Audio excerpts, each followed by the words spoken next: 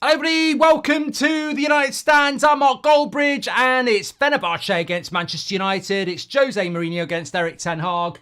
And it's a very interesting Manchester United lineup, isn't it? Lots of people getting involved in the chat. Give us your thoughts. You can see the Manchester United side there for you. Mazraoui is a number 10. I'll believe it when I see it. Yeah, I'll believe it when I see it. Look, we've spoken about this and the lack of midfielders. It's really funny that we're playing a team in Fenerbahce that have got a midfielder that could have been at Man United, as we discussed this morning, and we've got a right back potentially playing as a number 10, which, you know, I'm a little bit pissed off by this, actually, because if he plays Mazraoui as a number 10, we don't get to see Ahmad at number 10 or Eriksen at number 10. It just feels like it's a little bit protective of Bruno. You know, let's not put somebody in Bruno's position who might actually do quite well. So yeah, it's bothering me a little bit. My TNT's really blurry. Have I got it not on HD or something? I don't know what's going on here. I've not been scammed by this for a long time. Here we go. Yeah. Don't ever go back to non-HD. They blur it on purpose. That's better. Lots of people saying free Ahmad. Yeah, I don't get this. You know, I'm not going to sit here and lie to you. I don't get this. I was going to apologise at the start because I actually had an impromptu visit to the pub a couple of hours ago and I've had about 4 red wines. So, red wine, you got me so fine. Red wine, all of the time. Red wine and chicken wings, can't go wrong, can you? So I'm in a very good mood. I'm very much looking forward to this game, of course. But yeah, I've got to say I'm not convinced that Mazraoui's playing as a number 10 because it would be absolutely thick. And I back Ten Hag. But if I was Ineos, I'd be like, is this guy really after 17 million quid? It doesn't make any sense at all when you could play Ahmad there, you could play Eriksen there, you could put Mazraoui as a holding midfielder. I just don't believe it until I see it. So I guess we'll have to wait and see. But that is the lineup, as you can see. Onana, Dalot, Martinez, De Ligt and Lindelof. Agate starts, which is good. Eriksen we knew. Mazraoui, Rashford, Garnacho and Xerxes. Which I think has to be because of the situation with Rasmus and protection, really. And I think that Rasmus, maybe it's about we're playing on Sunday and we've got to do a bit of rotation, which I'm absolutely fine about that. I don't really have a massive issue with that. But yeah, it's going to be very interesting to see sort of how we line up in this game. Certainly. In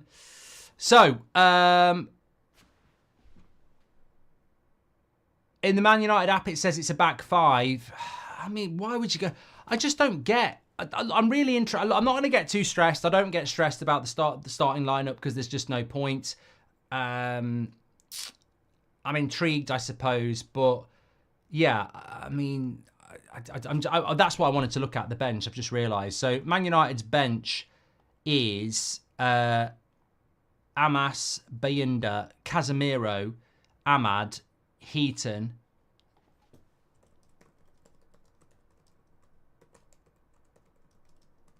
and sorry, I'm sending a private message here.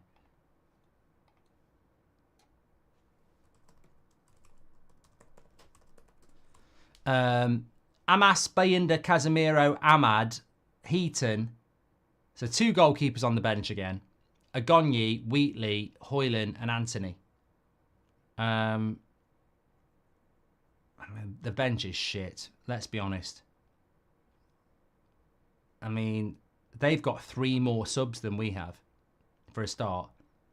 And we've got 2 fucking goalkeepers on there. Fucking hell. It's always 1 step forward, 2 steps back with United, isn't it? I mean, look, this is the trap I don't want to fall in. I don't want to fall into the trap of being concerned before we've even started. But that bench is fucking shit. I mean, it really is rubbish. There's not a defender on there that can do a job. They're all kids. Amas and Agonye are the only defenders. We've got 2 fucking goalkeepers. Why is Casemiro on the bench? Why is Ahmad on the bench? And then you've got Rasmus, I understand, Anthony and Wheatley. So, yeah, I mean, this first 11's got to deliver a job tonight, hasn't it, really? Humphrey says, and I want to get into your comments anyway. Humphrey says, legitimately, what reason does Ahmad have to stay? Maybe Martinez is CDM, Ericsson Cam, and Mazraoui left back, but who knows? Would love to see Ahmad central. Look, Connor, I think we're all waiting to see what he's going to do, because if he plays Mazraoui as a 10 and he's benched Ahmad, or he's not put Ericsson at 10, I think that's disgusting. I do. I actually do. So we'll have to wait and see, because that doesn't make any sense to me. I've seen Ahmad play as a false 9 for Man United and do a good job, so it doesn't make any sense. But again, I would just reiterate that we have to wait and see how we actually start. Free Ahmad, and while we're at it, free Ten Hag from a job, says Class of 92. Hopefully this plan works out. We're going to be vulnerable on the counter, says Tyrus. Why is everyone complaining? It's the Moroccan Messi, says John. I think Rashford and Dalot pairing on the right is something he wants to continue. Maybe Mazraoui to let Ericsson run the play and provide extra protection, says Ankit. We win 9-0 or I buy Marco Lamborghini. I love this game, says Patrice Evra. We should sign Alvarez from West Ham and Zakaria from Monaco, giving us depth in the midfield, says Cameron. I was Eric Ten Hag in for 5 days until I saw that camp, says Parker. Do you think we would benefit if Xerxes dropped back and Rashford played up top, says Nicholas. Would love to have seen Xerxes at 10 tonight, says Niki.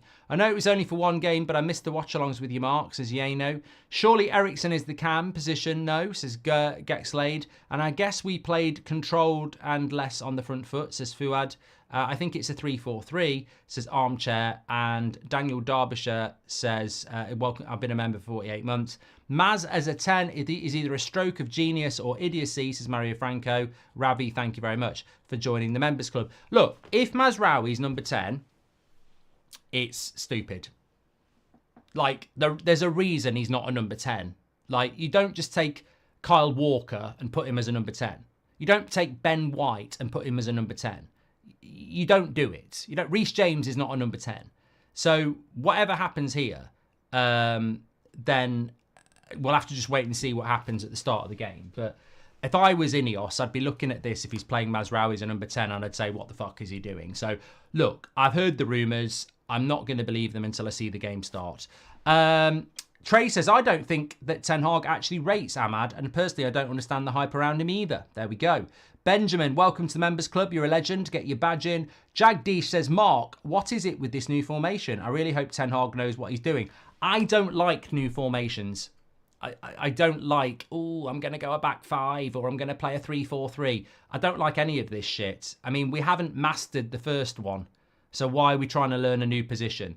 It's like a virgin trying to go, I'm not singing Madonna here, but this is like a virgin trying to try the bloody, from behind when they haven't done the missionary yet. So we've got to be very careful about what we're doing here. I would have liked Xerxes as a 9, Rashford as a striker, Ahmad right wing, Dalot left back, and Mazraoui right back, says Stephen. But you know what? Just on the Ahmad conversation, just to give it a little bit of air, is Ten Hag not like this? Like, we played Porto and Aston Villa. He didn't give Agate a minute. And we played them in the space of 3 days. We're going to play West Ham on Sunday. There's no way Ahmad's starting on Sunday, and he's not starting today. So now Ahmad's the guy that was starting games, and now he's not getting any minutes. Collier was the guy that was getting on the bench, and now he's not on the bench. Agate is a £60 million signing that's not getting a minute. So he is quite... He's a bit like that as a manager, isn't he? Sometimes you feel like a player's involved, and then the next minute they're not. Like Rashford starts and then he's on the bench. So maybe we've got to get used to that sort of stuff. Thoughts on how the match is going to go, says Connor Galade. Gaxlade, I can't read your name, mate. It's really difficult. If you're going to come up with a username, don't put a fucking 2 consonants together. Put a vowel there. GX Lade. I mean, what's that all about? Ten Hag just confirmed Mazraoui as a cam. Mate, I just don't know what to say. I really don't. Look, maybe it's the red wine. I just find it really irritating. I just go, like, I find it really irritating. I don't need to be Ten Hag out because of it, but I find it really irritating because my point is, Like, where's the future in it?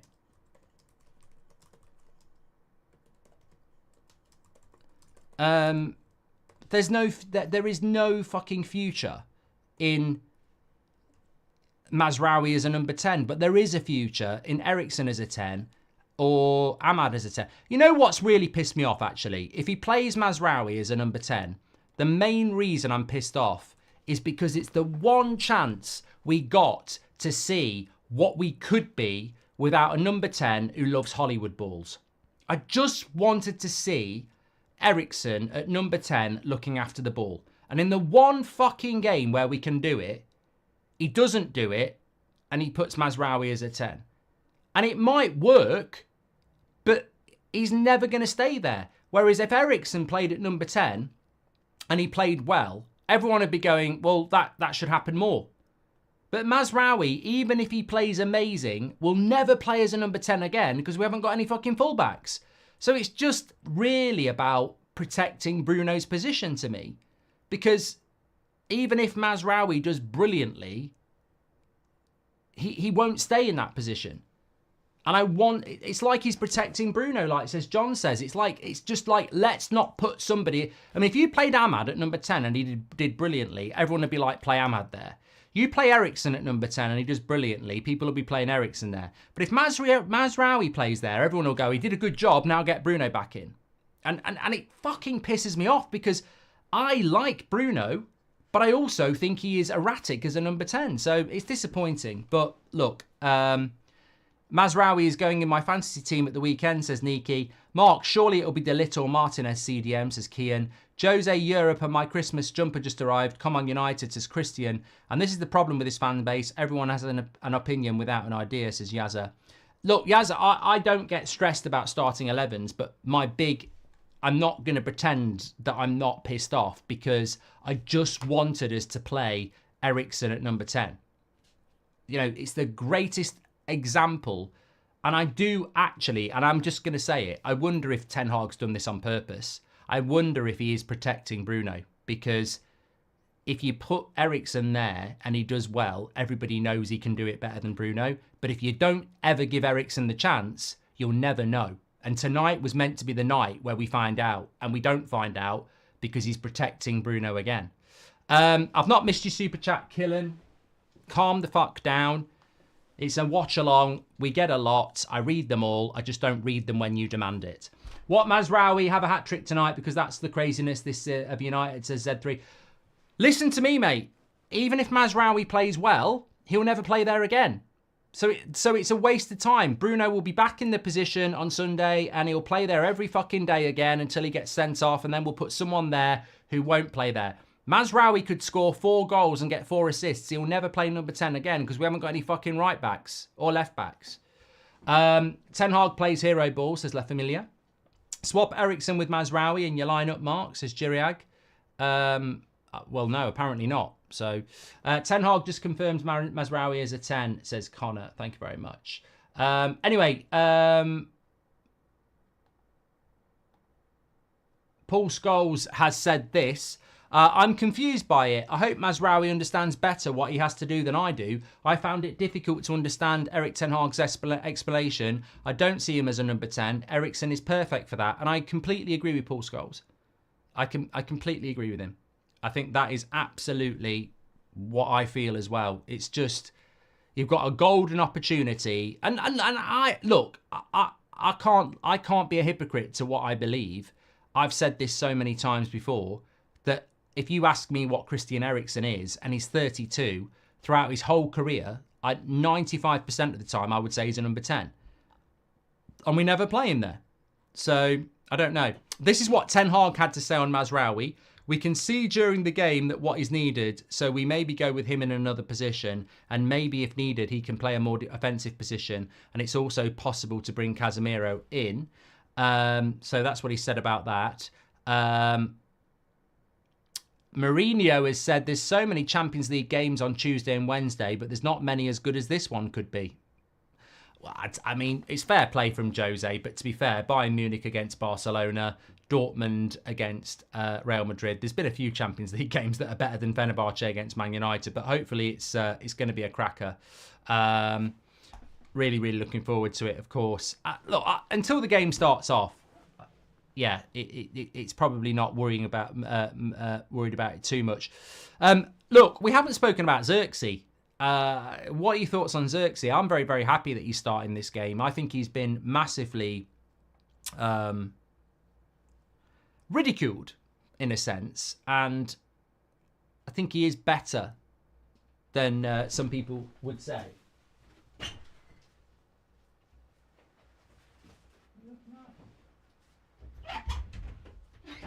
Yeah, I think he's better than some people would say, and I think at the end of the day, it's a big opportunity for him. I know why Rasmus is not playing. It's simply because he has struggled with fitness since he's come back from injury. So yeah, it's looking at that. Right, this is the quote that matters. Erik ten Hag on Mazraoui. Mazraoui is in the 10 position. I know him from before at Ajax. I played him there. Also as a fullback, he plays in the half space, so he's capable of doing the job.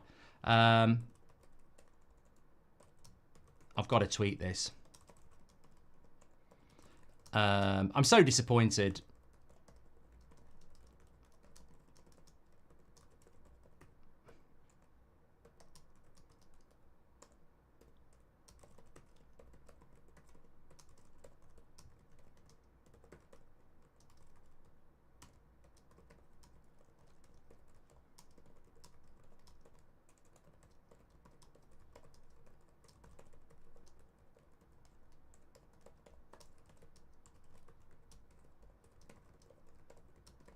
Quick typing bridge. There we go. Okay, let's get back into the chat. Make sure you subscribe to the channel, by the way. Bottom right-hand corner. Thanks, everyone, for tuning in. Rory C says, I don't think it's about protecting Bruno. It's about protecting himself from having to make future decisions. Look, you can't be Manchester United manager if you are protecting yourself from making big decisions. And look, I don't know what the answer is here, but you know the answer. I know the answer. Everybody fucking knows the answer. If Bruno Fernandez isn't fit, you put Eriksen at number 10. You do not put fucking Mazraoui at number 10. He is a right back. That's what he is. You don't put Christian Eriksen as a number fucking 8. Like, that's not even his position. You put Eriksen at 10 and you play Dalot and Agate as your midfielders. It's weird. It's really weird. But look, hopefully it's going to work. But I'm not saying that, I'm not sitting here leaving myself open to get ridiculed at full time.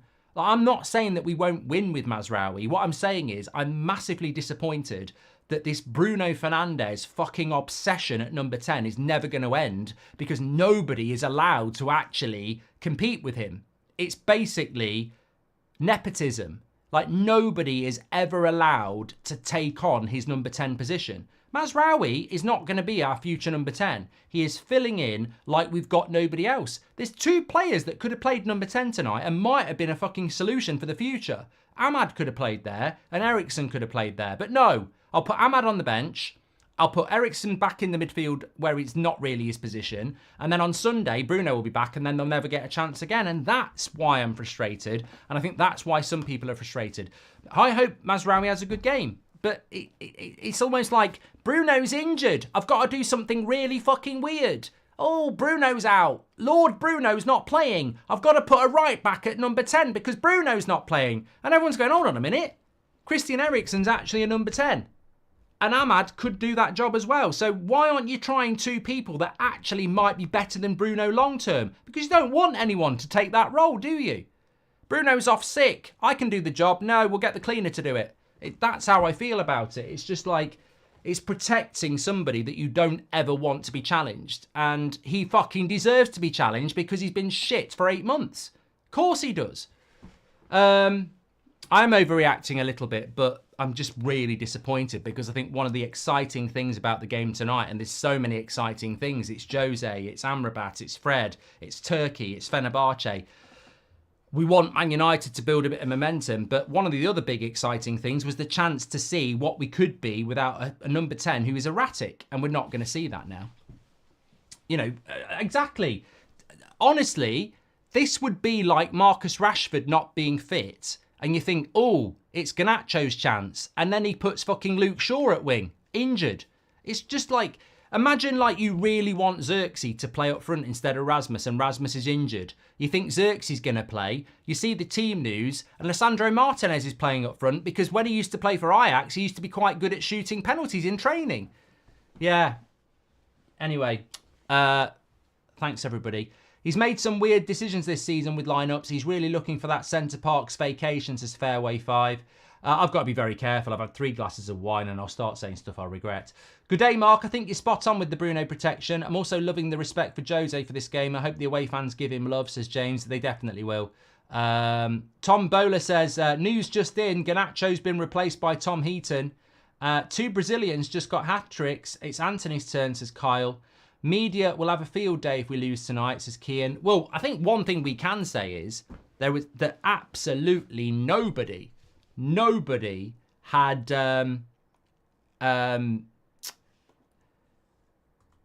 Mazraoui playing as a number 10. Nobody. So fair play to everybody. Well, no, nobody got it. So just incredible. Ogpra says I did. Yeah, you didn't. You definitely didn't. But, you know, I would respect you if you did, but you didn't. So, jog on. But look, main thing is Man United win this game. We're about 5 minutes away from kickoff here. Let me just get this set up as well. Get your comments in. Let me know your thoughts. Don't do watch-alongs when you've been down the pub. That's my advice. Lethargic bridge. Is that going to work? Yeah. Okay. Yeah, I didn't do the watch-along last time, did I? I was actually at Old Trafford.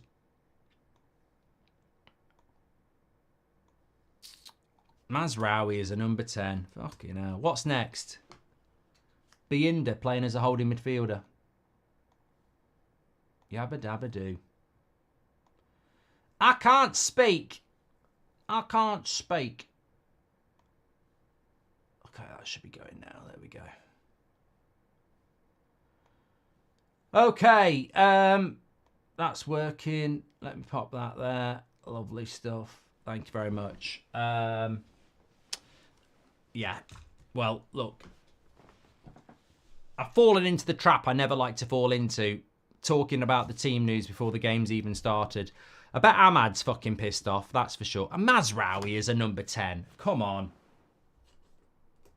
It's not good, is it? I need to stand up. I need to stand up here.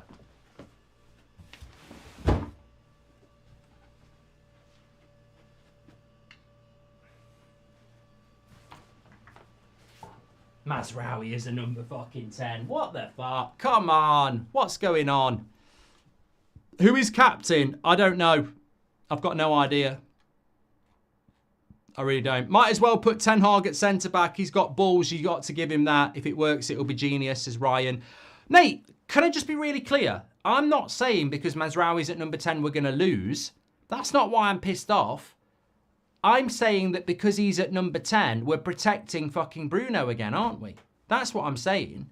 That's my problem with it. Like, we had a really good chance. I've done fucking video. I've done a video on how Bruno isn't like Odegaard. He doesn't look after the ball. He's always looking for the Hollywood pass. And if we had a more possession-based number 10, it would be a real insight to what we could be. And today was the chance to have a possession-based number 10, and he hasn't fucking done it. Ahmad looked really pissed off.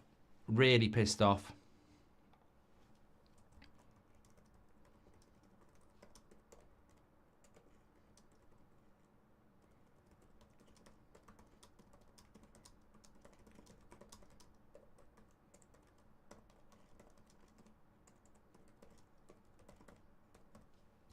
Yeah, well, Ten Hag brings it on himself. Look, I back Ten Hag. I wouldn't sack Ten Hag, but he's on thin ice. You know what? He's on thin ice and he's doing this. In a pair of fucking Timberlands. How do you feel about Lisandro as captain? Says, well, I mean, I think even that's odd. Like, Martinez wasn't even in the fucking team for Villa. And now he's the captain. I like Martinez. I think hopefully he can stand up to that. But is your screen blurry, says Turn. It was on blurry, but then I went on to TNT HD and it's better now. Favourite part of Anthony is all the celebrations he does, says Kyle. Do you think Ahmad's going to leave like Palistri, says Zero Connection? Thank you very much. Well, he's not going to leave today, is he? Delo should be captain, says David. Jeffrey, well, thank you very much for your super chat there. I've just got to get the timer ready here. Anyway, look, let's focus on the game. I hate when something stupid happens with the team news and just gets you on edge before the game. I've been pumped up all week. As they say, Ten Hag has got no sense of humour, says Endursimo. Putting 2 keepers on the bench is frustrating. One day it will bite us in the back. Mate, Fenerbache, Trossard's the referee, by the way. Fenerbahce have got 3 more subs than us, and we've got 2 goalkeepers on the bench. Like, we haven't got enough players. Why not? Why not just bring a few more kids? Why are we bringing a fucking bench that's 3 players light and's got 2 goalkeepers on it? This doesn't get discussed enough. This started with Solskjaer. We're one of the only fucking teams that for the last 4 years put 2 goalkeepers on the bench in Europe. We literally haven't got enough players to fill a bench. And yet we've got one of the most expensive fucking squads in the world. And we can't fill a bench. Might as well put Ten Hag at centre-back. Mate, I'm right. I'm fucking right. Like, it's a joke that we have so many spaces on the bench and we put 2 goalkeepers, and it started with Solskjaer. Anyway, we are 100 subscribers away from 953,000. Make sure you subscribe to the channel. Bottom right-hand corner, we are on the road to 2 million. So please subscribe, bottom right-hand corner. Get involved and get involved with the United Stand. The biggest and the best because of you. Bottom right-hand corner to subscribe. First time I've seen Rashford tonight, so hopefully he's going to have a big game as well. Very, very excited about it. Thanks, everybody who is tuning in. And big up, everybody on TikTok. We're just about to start the timer here on YouTube, so let me just get ready with that. Fenerbahce, the big unknown, and we're up and running. There we go. Get your score predictions in if you want. And Mazraoui is playing as a number 10. I'm fuming. I'm absolutely fuming. I'm fuming. I agree with Paul Scholes 100%. I'm absolutely fuming with this. And not because I don't think it'll work. I just wanted to see an alternative to Bruno. And last time I checked, we're Manchester United, not Bruno United. It's like, Bruno, don't worry that you're suspended. I'm going to put a right back there so you come straight back into the team against West Ham. There's 0 chance that you are going to lose your place, pal.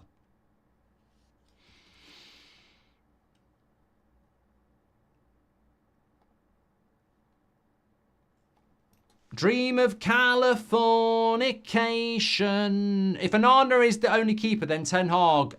sorry. That's just completely disappeared. Joseph says, if Onana is the only keeper, then Ten Hag doesn't have a plan. He must be able to use Binder. What kind of coach is afraid to use his second goalkeeper? Well, yeah, never does it, Joseph. Big win. Come on, Ireland, says Tony Nugent.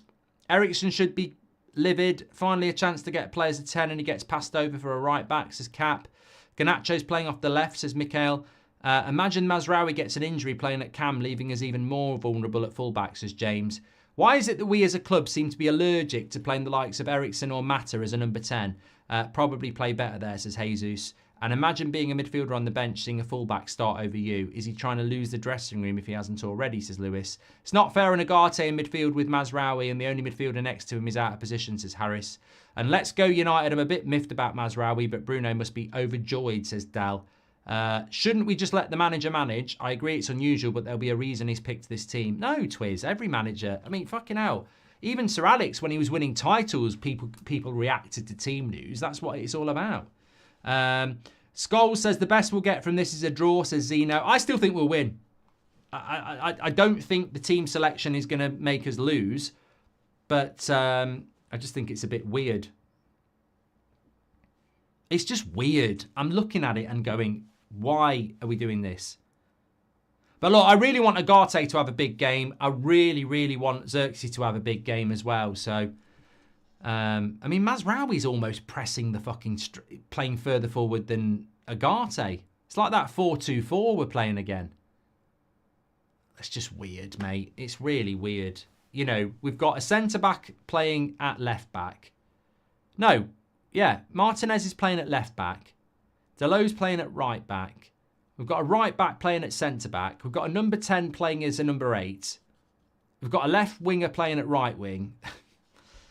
Okay. Sinan says, Fenerbahce are a loser team. I think he supports Galatasaray. Thank you very much for your super chats. Thanks for all the follows on TikTok as well. Why do you get grief off other United fans, says Eagle Lad? I don't. Not really. Because I don't take any notice of it. Surely we can put somebody other than Xerxes there. Madness. I don't think a 14-year-old could have done worse last game than him, says Constantine. Good header back by Agate there to Anana. He's a good striker, that... I can never pronounce his name for Fenerbahce, but he played for Sevilla, and I think he scored like 50-something goals in 150 games. I'm going to go with a Fenerbahce win, says Joe Wright, and I hope we win, but Ten Hag has lost my support, says Orlif. You know what? He's obsessed with this. Eriksson dropping deep and running the play. But the problem with playing Eriksson deep is when the other team have got the ball, he can't tackle and he's not quick. Eriksson playing deep is brilliant in a possession-based team, but if you haven't got the ball, it's a real problem. Why the fuck is the referee wearing yellow socks when Fenerbahce are wearing a yellow top?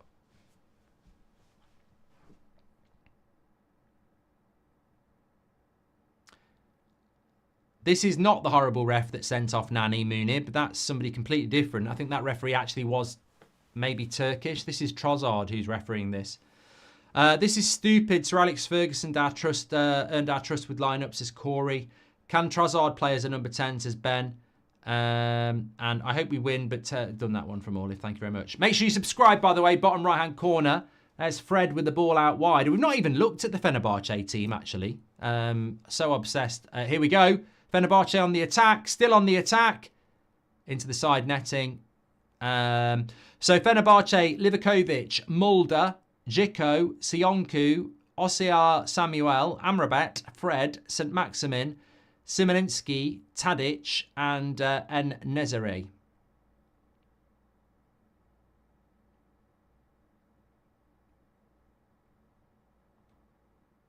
And they've got plenty of players on their bench.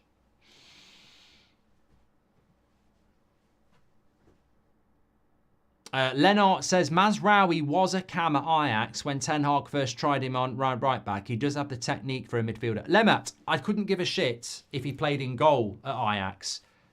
Eriksson's a 10. And so is Ahmad can play there. Putting Mazraoui as a 10 over Eriksson and Ahmad ain't fucking normal. Let's not pretend it is. It's not. It's not normal. And I know if I ran a poll and said who should play at number 10, Eriksson, Ahmad or Mazraoui, no one's voting for Mazraoui. So let's not pretend it's a normal decision. It's out there. It's odd. And I think it's just protecting Bruno, to be honest, because he knows that if someone plays there like Ahmad or Eriksson, fans will be going, pick them, and now it can't happen. We need Musa, says J-Dead. He'll be back tomorrow, mate. Ahmad packing his suitcase, the low player to watch, says Liam.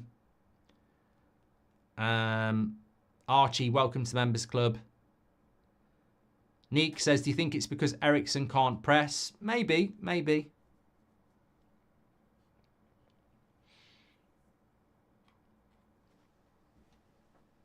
Can't forget how it would impact Agate finally starting and still not in a proper midfield. Can't be helping Xerxes' confidence either, says Dorian. And don't sleep on Simoninski. He is better than Bruno, says Rudy.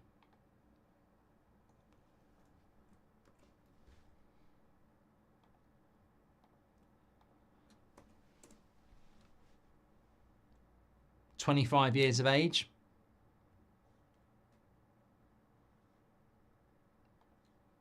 I tell you what, it's weird. Like, there's a lot of good players in the Turkish league.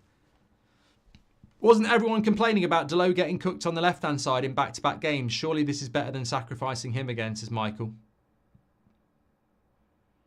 What's that got to do with Mazraoui as a 10? You just put you put Martinez at centre-back with De Ligt. You drop Lindelof. You put Mazraoui at left-back. You keep Delo at right-back. And then you just play Eriksen as a fucking 10. And you play Agate with Casemiro, who's on the bench anyway. Or put Lindelof in the midfield. Mikhail says, I don't get why we don't get any news on Malacia. We deserve to know what's going on. He's training with the first team now, Mikhail. He's just on the long road to recovery. Thanks for your super chat, though. If I hear another person say Mazraoui played a lot as a number 10 when he was a kid, I'm going to fucking scream. Mate, I don't give a shit whether he's got pictures of Kevin De Bruyne on his fucking wall. The bottom line is, Eriksen should be playing at number 10 or Ahmad.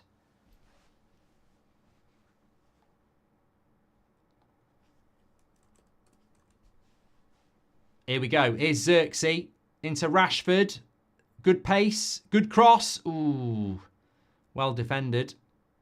Mazraoui was the guy in the box, to be fair. Well in, Agate. Unlucky.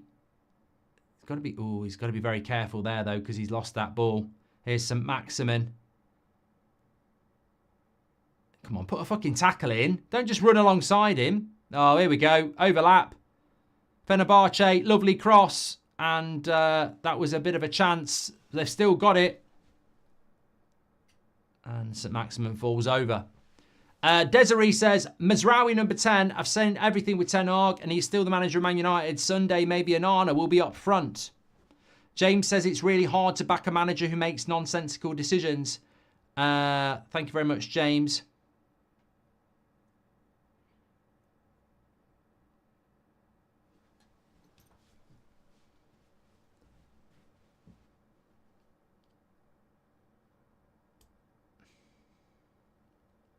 Scrappy first 10 minutes, to be fair. Well, you know what? There's too many changes in this team to have any fluidity from Saturday. I mean, you've got a different striker. You've got a different number 10. You've got a bit different holding midfielder. You've got a different centre-back pairing. There's too many changes from Saturday. You really think he'd pick his team to protect Bruno? I doubt he cares about that. A manager would pick the best team to win the match in front of him, says Twiz. Well, that's even more concerning then if he thinks that's his best team he could pick tonight. It's funny how nobody had Mazraoui in their team, but this manager did. That's a lovely ball by Fred. Switches it. It's clear Ten Hag is playing the players he trusts, says Warren.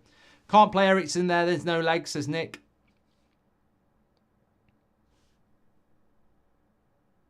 Ellis says the crowd hasn't stopped. Well, mate, they won't stop. It's, you know, it's one of the things we know we're going to get.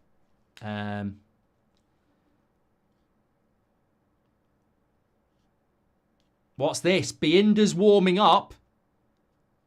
Beinda's warming up. Apparently, he's seen enough of Agate and he wants to put Onana at number 6 and then Beinda's going to come on for Agate and go in goal. Wow. I can't say I'm shocked.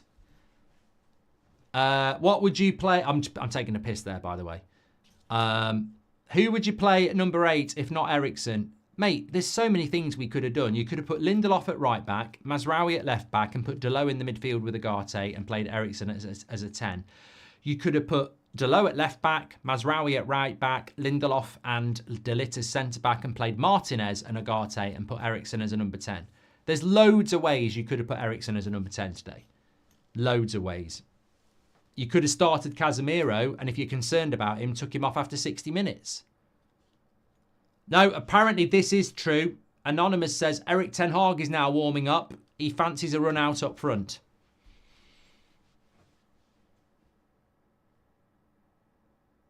Thanks for the contribution, Ray. Tom says, this feels like a concerted effort from Ten Hag to outcoach Jose and beat him as a manager, says Tom. 6 defensive-minded players is criminal, says Joe Wright. If Mazraoui doesn't work, should Xerxes play behind Rasmus, says Mitchell. Well, that's another thing you could have done as well. You could have played Xerxes in behind Rasmus, but I think Rasmus isn't playing because of rotation, to be fair.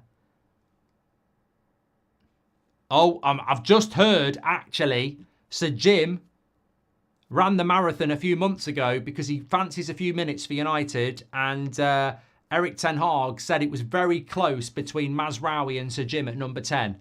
But if Mazraoui plays shit or gets a bit tired, Sir Jim Radcliffe's going to come on in the second half as a number 10. Ahmad will not be used under any circumstances.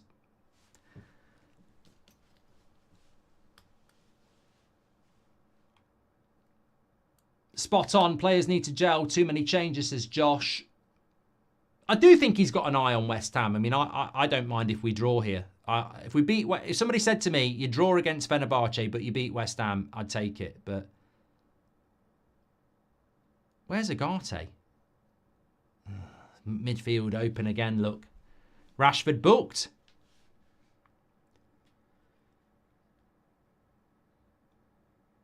Be careful, Rashford. You got sent off last year for nothing. Bit unlucky there. That was a real winger's tackle, that. Ten Hag definitely makes some interesting choices, but every decision seems to put his position as manager under pressure, says Rossi. Ericsson shouts at Rashford to press. Rashi jogs, says Zeno. Don't laugh, but Xerxes reminds me of Fernando Torres, says SM. Right, I'm going to watch Xerxes now for the next couple of minutes and see if he reminds me of Fernando Torres.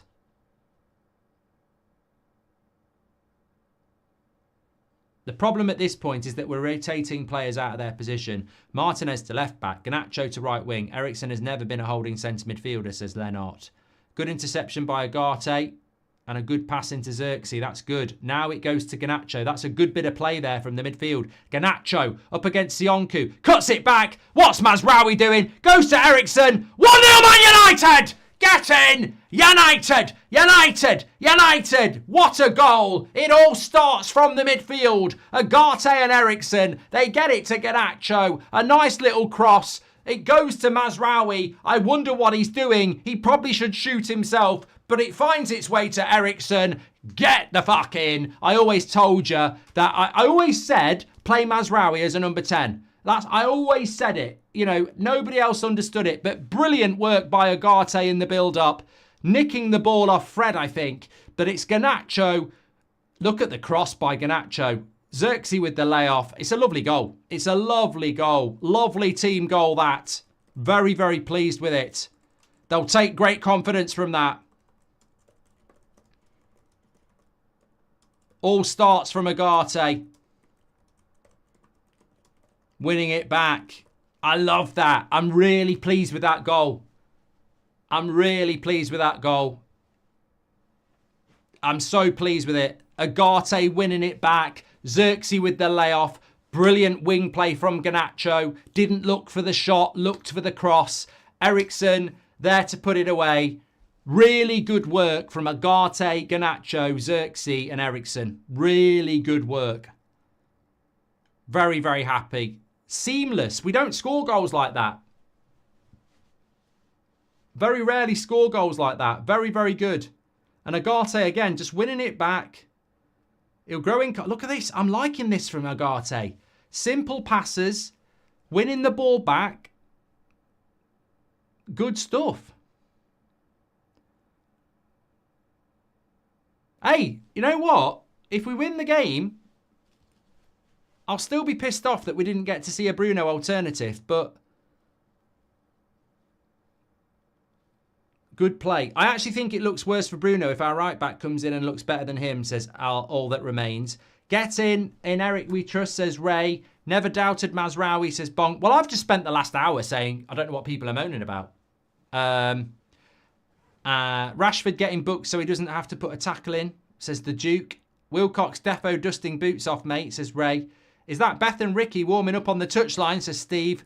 Trossard is the ref, says Joe. And Arna plays as an attacking midfielder all the time, says Fellaini's Afro. What happened to Collier, says 14. I don't have a clue, mate. Someone in the pub started barking at me last night, says WXM. Probably speed. Ten Hag definitely makes it. I've done that one from Rossi. Might as well Ten Hag bring David back to play midfield. He can maybe hit a free kick or two, says Pant. And seen enough, get Johnny Evans as number 9, says Mario Franco. Ricky's coming on in the second half. He's going to show us how to track back, says Jason. Show Rashford how to track back. And how many shots does Bruno have like this and miss? Ericsson is clear, says Alejandro. I think it actually looks worse for Bruno. We've done that one from All That Remains. Thanks, everyone, for tuning in. Make sure you subscribe. And the Keystone says, funny how Mazraoui wasn't mentioned in the build-up play. Well, he didn't do anything. Garnacho put the cross into Mazraoui. The defender intercepted, and then Xerxes played it to Ericsson. Mazraoui didn't do anything in the build-up. He got tackled. Always knew it, been saying it for years. Mazraoui reminds me of Kaka, says Andre Gomez.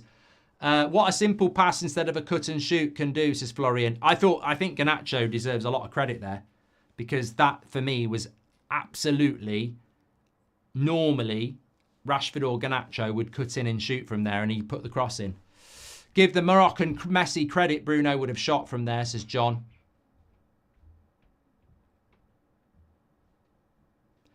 Agate so far, wow. Mazraoui looks like he's drowning, says Sebastian.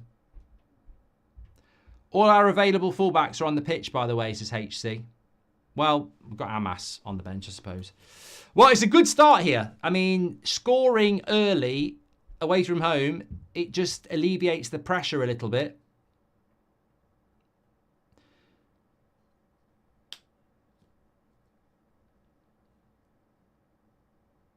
Yeah, it was good play by Xerxes.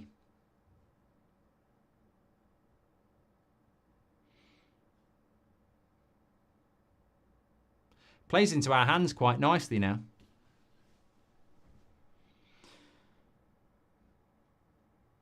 This feels like Van Gaal all over again, says Genghis. Van Nistelrooy comes in for Xerxes after the break, says Andre. And what would be the craziest United player playing out of position you'd be most interested to see, says James. Well, he's left now, but some people used to say Wan-Bissaka is a holding midfielder. I would like to have seen that because it wouldn't have worked. Anyway, Fenerbahce on the attack. Lays it off to the edge of the box. He's going to shoot straight at Anana. Demo says, Garnacho is live, electric wire. He's always a threat. I've always said that about Garnacho. He makes things happen. After negotiations, Fenerbahce have released Fred, who has re-signed for Manchester United and is going to play up front a second half, says Glenn.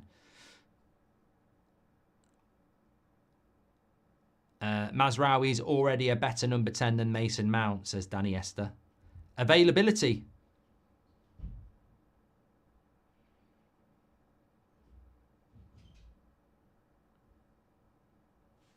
It is weird seeing Mazraoui running around as a number 10. It really is. Toad called Rory, thanks for your super chat. Who remembers Fellaini as a striker, says Martin. And Ben Thornton says, Ten Hag would jump in to save Bruno from a crocodile. If you know, you know.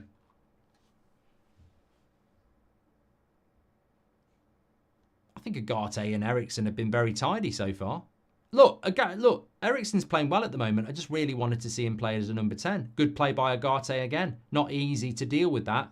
And Ericsson driving forward into Rashford. What's he going to do on the right-hand side? He's got to have a look. He's going to have a shot. Good play by Rashford. Oh, unlucky.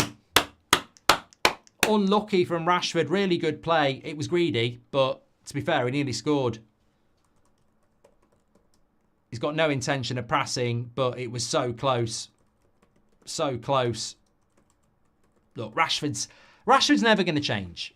Like, he's never going to change. He's always going to be the greediest winger, but if he can get that rhythm and score goals, he can score 20, 30 goals in a season. If he scores there, everyone's going, what a brilliant goal. I think, you know why? I thought this against Porto, though. I mean, obviously, the Premier League is a tougher league than Europe. I really believe it's more intense and it's quicker.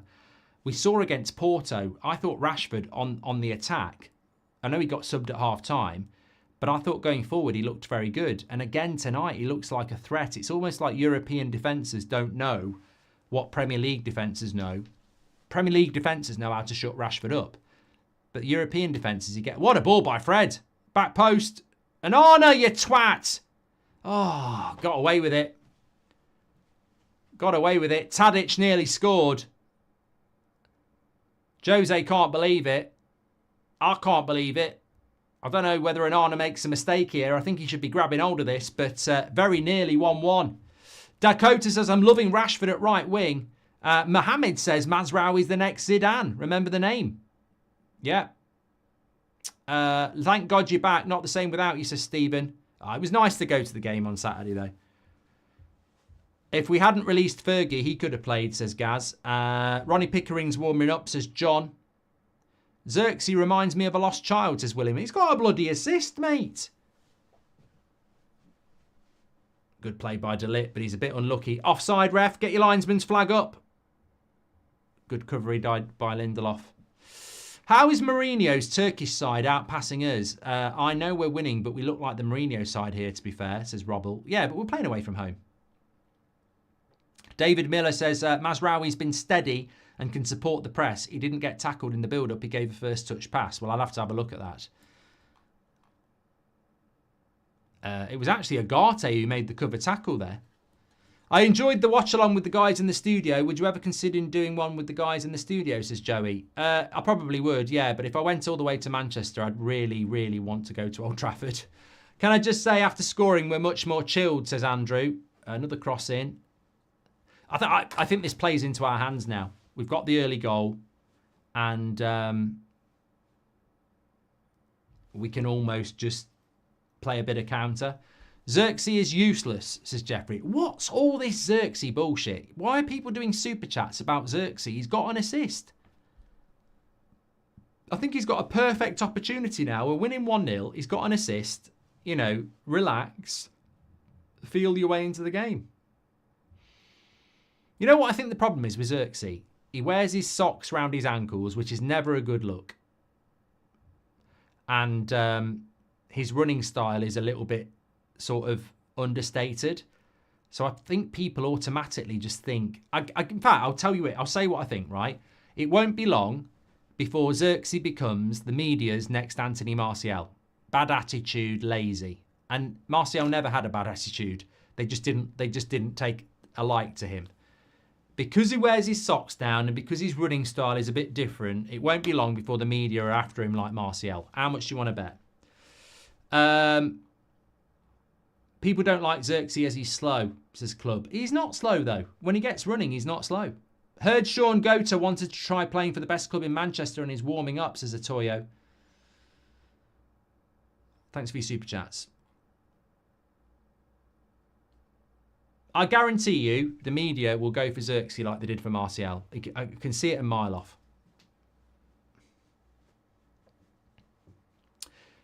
Thanks everyone who's tuning in, by the way. Make sure you subscribe. Bottom right-hand corner. It's just Xerxes gone down injured here, actually. It didn't look like much was happening. Just trod on his shoelace, actually. And he seems to have hurt his ankle because of it. We're only 10 subscribers away from 953,000, by the way. So please subscribe, get involved. Thanks for the follows. Joshua, user 668793, Carl, Sharon on TikTok. Thanks very much. Matthew says, when you say media, what do you mean? Manchester Evening News, Daily Mail, Telegraph, The Athletic, Sky, TNT, Talk Shit, all that lot. That's the media to me. The established media, the old school media.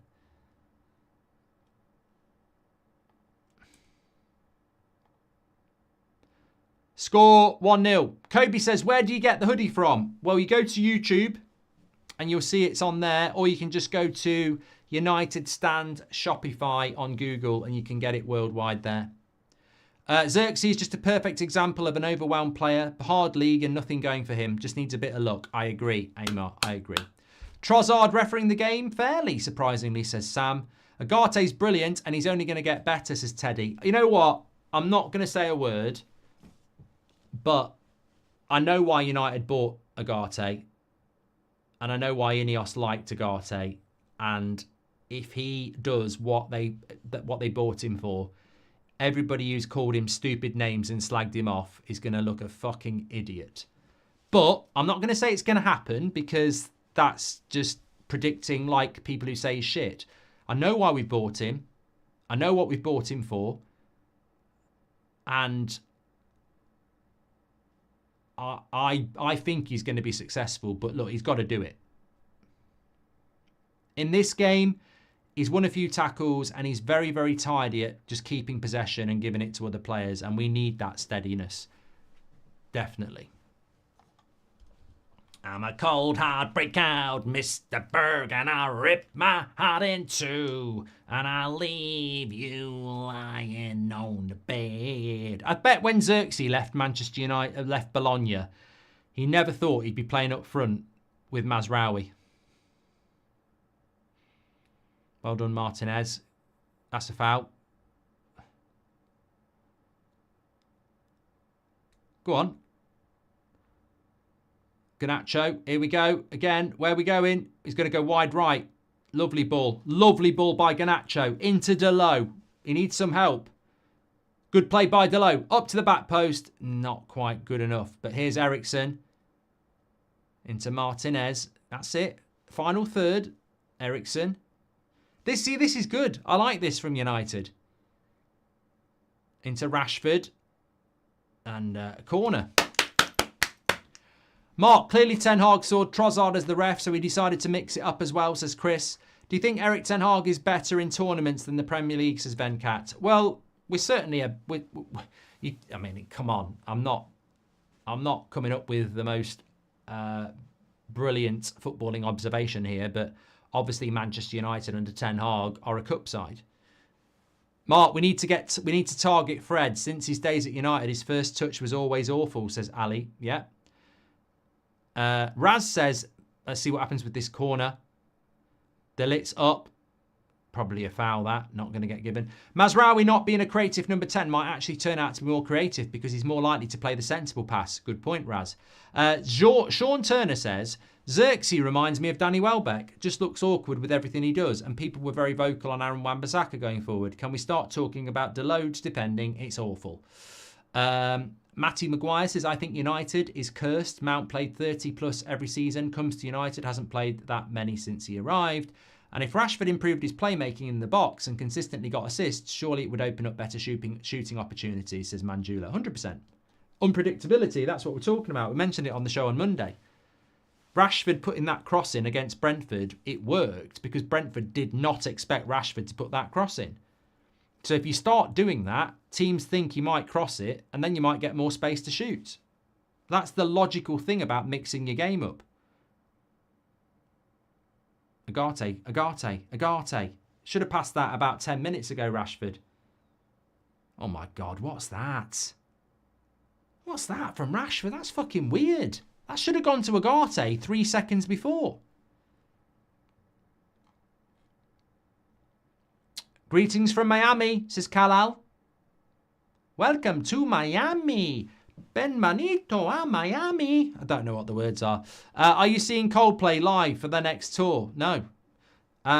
Breaking news, Sir Alex is warming up, says Corn. Mark, clearly I've done that one as well. And happening, Mark, what do you think of Celtic's result, says Chrissy. Tell me about it.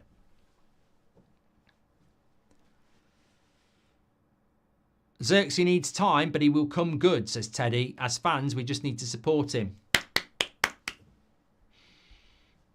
Martinez might get booked here. No, he's not. He's all right. It's all right. Thanks for your super chats tonight. Make sure you subscribe, bottom right-hand corner.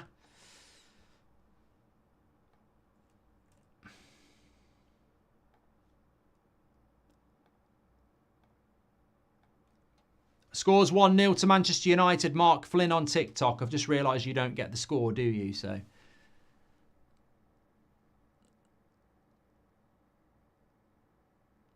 I tell you what, I probably could do something to that. I don't know whether I could. Let me have a quick look.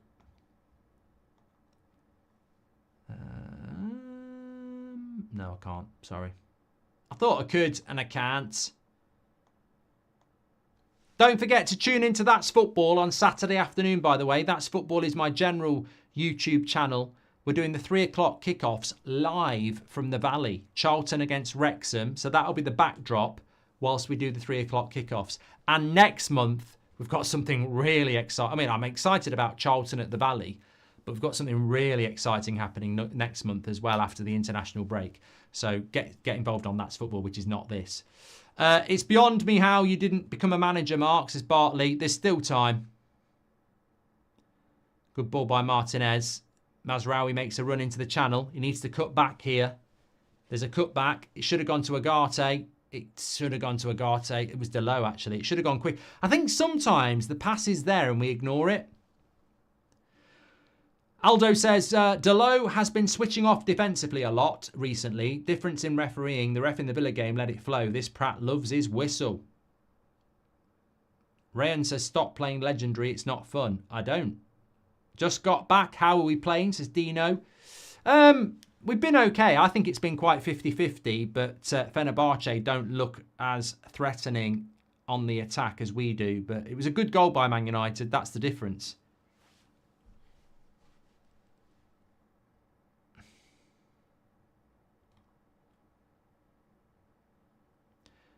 Bartley says, hope you're starting to recognise my name, mate. Well, with a name like Bartley, we're never not going to. Lovely interception by Martinez into Rashford, but it's a bad pass. St. Maximum into the box. Well away by De Ligt. Come on, second balls. You've got to get on these. Good tackle. Agate. Well done. Good tackle, Agate. He's got rid of it as well. I love how De Ligt has been so far, says Teddy. Mazraoui is playing as a number 10, Tomo. Is Robert Aramayo your clone? The new Elrond in... yeah, a few people have said this, Rasta. I don't know him from Lord of the Rings. I know him as young Ned Stark in Game of Thrones. I know who you mean, though.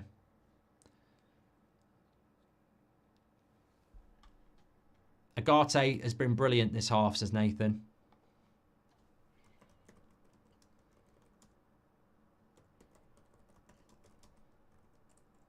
I'm going to tweet it. So if you want to retweet it and shove it up the arse of United fans who want to slag him off, that would be nice. Support your players, especially your young players and your new signings. If they've been here 3 years and they've failed, give them some criticism. But as new players... Xerxes, De Ligt, Mazraoui, Agate, Yoro when he comes back. Give him some fucking support. Oh, nearly. Good defending by Lindelof.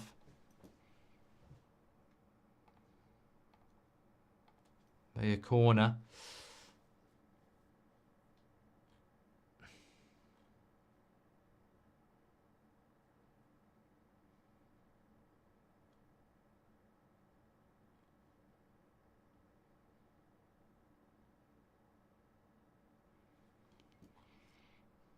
Just got to defend well here. I think we're good in the air. We should have enough options in the air. They've gone short with it. Across to the back post. Well away by... Is that De Ligt again? Very good in the air, De Ligt. I don't think anybody really understood how good De Ligt is in the air. It's why it was such a big loss when he went off for that corner against Brentford. He just won another one! Oh, my God! Oh, my God. I think Onana's just pulled off 2 of the best saves I've ever seen. Why, my God. Unbelievable stuff.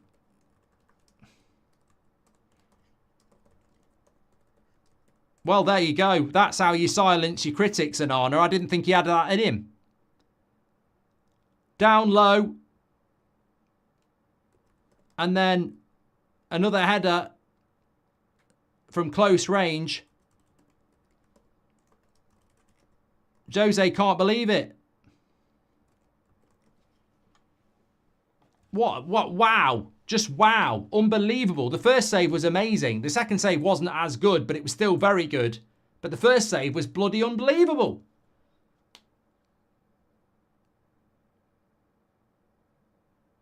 Should be 1-1, really. That's as good as a goal from Onana there.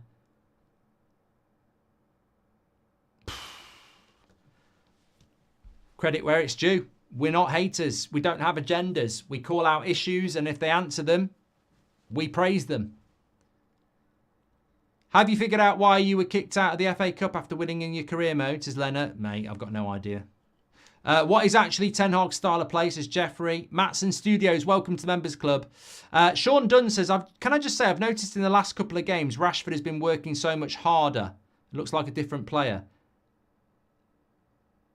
I'm a bit worried about Fenerbahce because actually they probably deserve to be level here. Lovely ball by Ericsson into Garnacho, but he's not going to win it.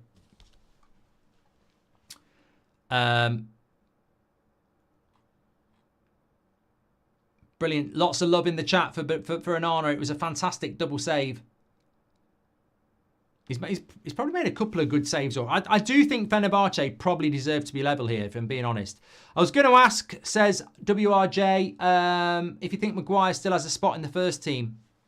Not at the moment. De Ligt's been brilliant the last couple of games, and he played well against Villa. So I think Maguire, before the injury, was probably, it was him and Evans, but De Ligt's come into the team and, you know, really, really settled very well. So no, I don't think there is a spot for him at the moment.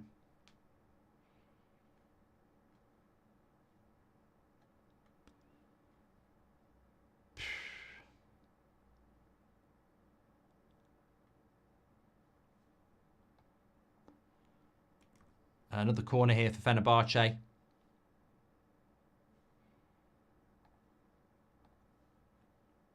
Nearly 50,000 watching. You're absolutely legends for a Thursday night Europa League game. Make sure you subscribe. Bottom right-hand corner. We're trying to be the first independent football fan channel to hit 2 million subscribers on YouTube.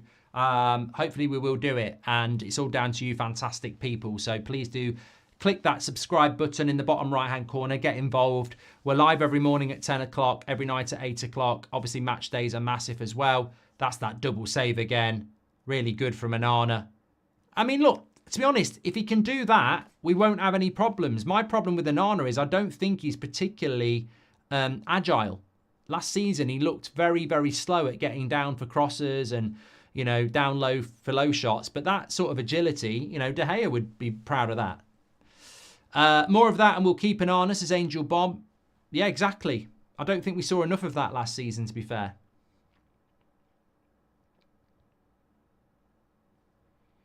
Another foul here.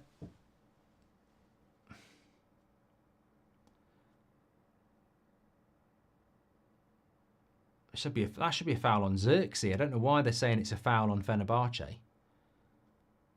Anyway, we move. Not sure why Ericsson isn't at cam, says Reese.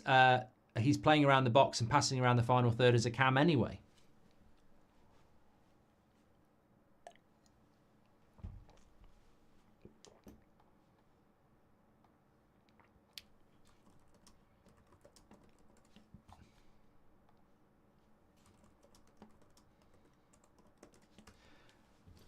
Good cross in, well headed away.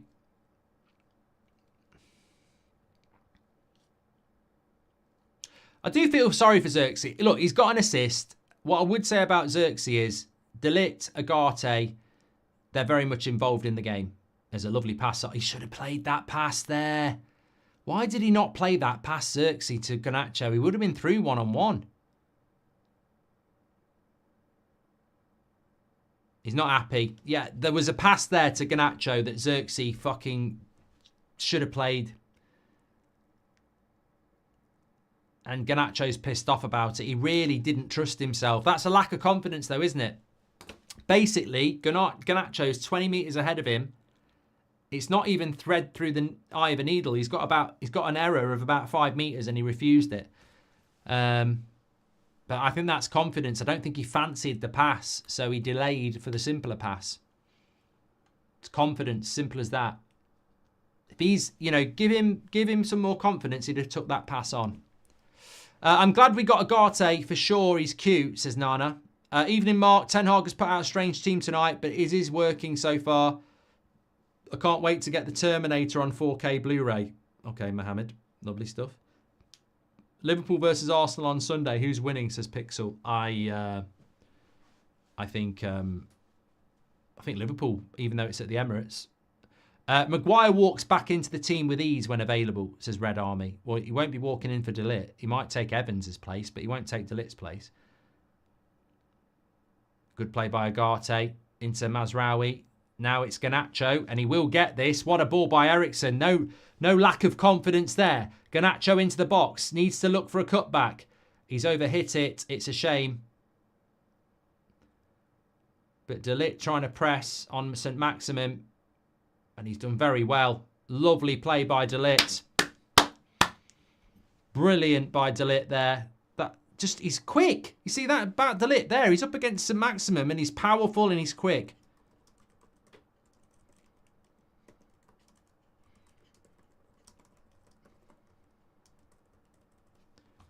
Tenacious, quick, and strong to win the ball back. I never understood why Graham Souness said he looks lightweight, and I never understood why people thought he was slow. It's a complete and utter lack of knowledge. The guy's been playing football for about 7 years.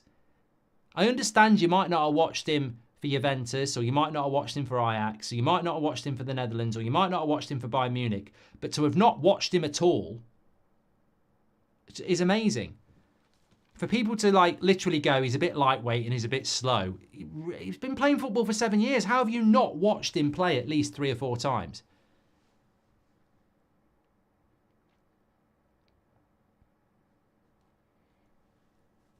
Evening, Mark. Ten Hag. I've done that one from Mohammed.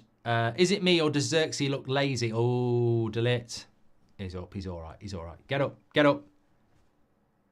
No, he'll be all right. He's just caught a late one there.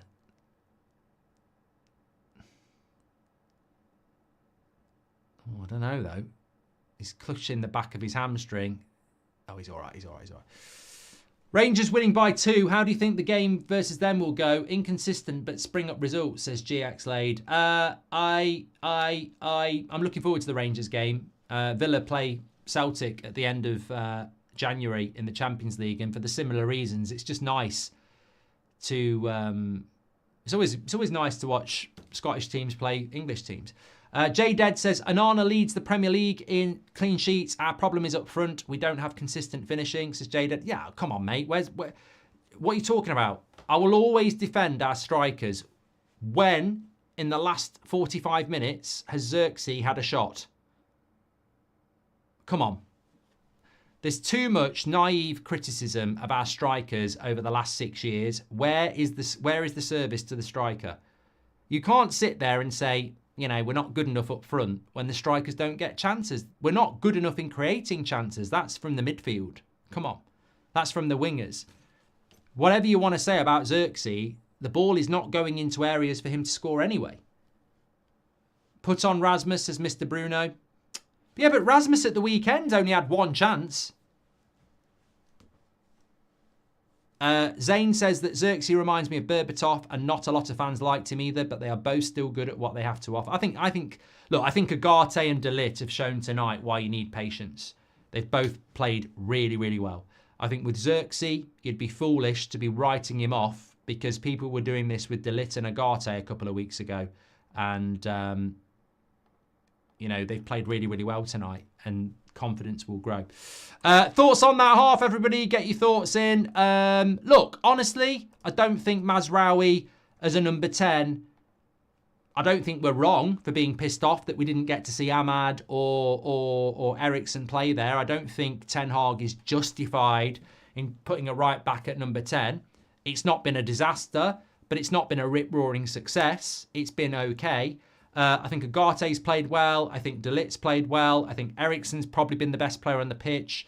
When we've got the ball to Garnacho, he's looked decent. We haven't used Rashford enough, although he went very close with that chance. Xerxes got the assist, but there's not a lot going on. Fullbacks aren't really getting forward. Lindelof's been okay. Onana, again, another really good performance from him as well. So, look, we're 1-0 up at half-time. We know it's going to be a difficult game. Let's not rewrite history and pretend that we should be, winning this game 4 or 5-0. We were excited about this game because we knew it was going to be difficult. We knew the atmosphere was going to be difficult. We knew Jose was going to be competitive. And you know what? It probably could be 1-1. But Rashford nearly made it 2-0. So I think I'm very happy with 1-0. I think we're good for it. But let's not forget, Onana made a couple of bloody brilliant saves. Fred Lou says, why on earth are you going to the Valley? Well, because I'm doing a 3 o'clock watch along anyway. Would I rather do it here or use the Valley, which they've offered me to do? So why not go and do it? Simple as that. Jace says, I remember... Thanks for the super chat, Jace. You're a legend. I remember how sad I was when we were linked to De Ligt, but he went to Juve. Never thought I'd see him in a United shirt, really establishing himself. Agate is a whole different beast, says Z3. I'm just loving the praise of De Ligt and Agate. They thoroughly deserve it. But can I just say, don't forget Eriksen and Onana. They played really well as well. I want to see Xerxes as a false 9 and Højlund up front, says Zakin. Xerxes needs to give some hair to Ten Hag, says David, and we're getting dominated by nearly every team. Well, Adrian, can I just have a double check on that? Because I haven't seen the stats, so I may well end up, being sat down here. But 61% possession for Fenerbahce, 7 shots to our 2. Yeah, look, when you look at it like that, we're winning 1-0. But what minute did we score in? If I'm being completely fair, we scored in the 15th minute. With the away team, they've got to come at us. We could probably be a little bit better on the counter, but in Europe, away from home, when you score early, I wouldn't expect us to have loads of possession. I really wouldn't. I think it was always going to be a close game. Fred would smash it in a mid-table Premier League side, says Saba. What are my thoughts on it? At the end of the day, I think that...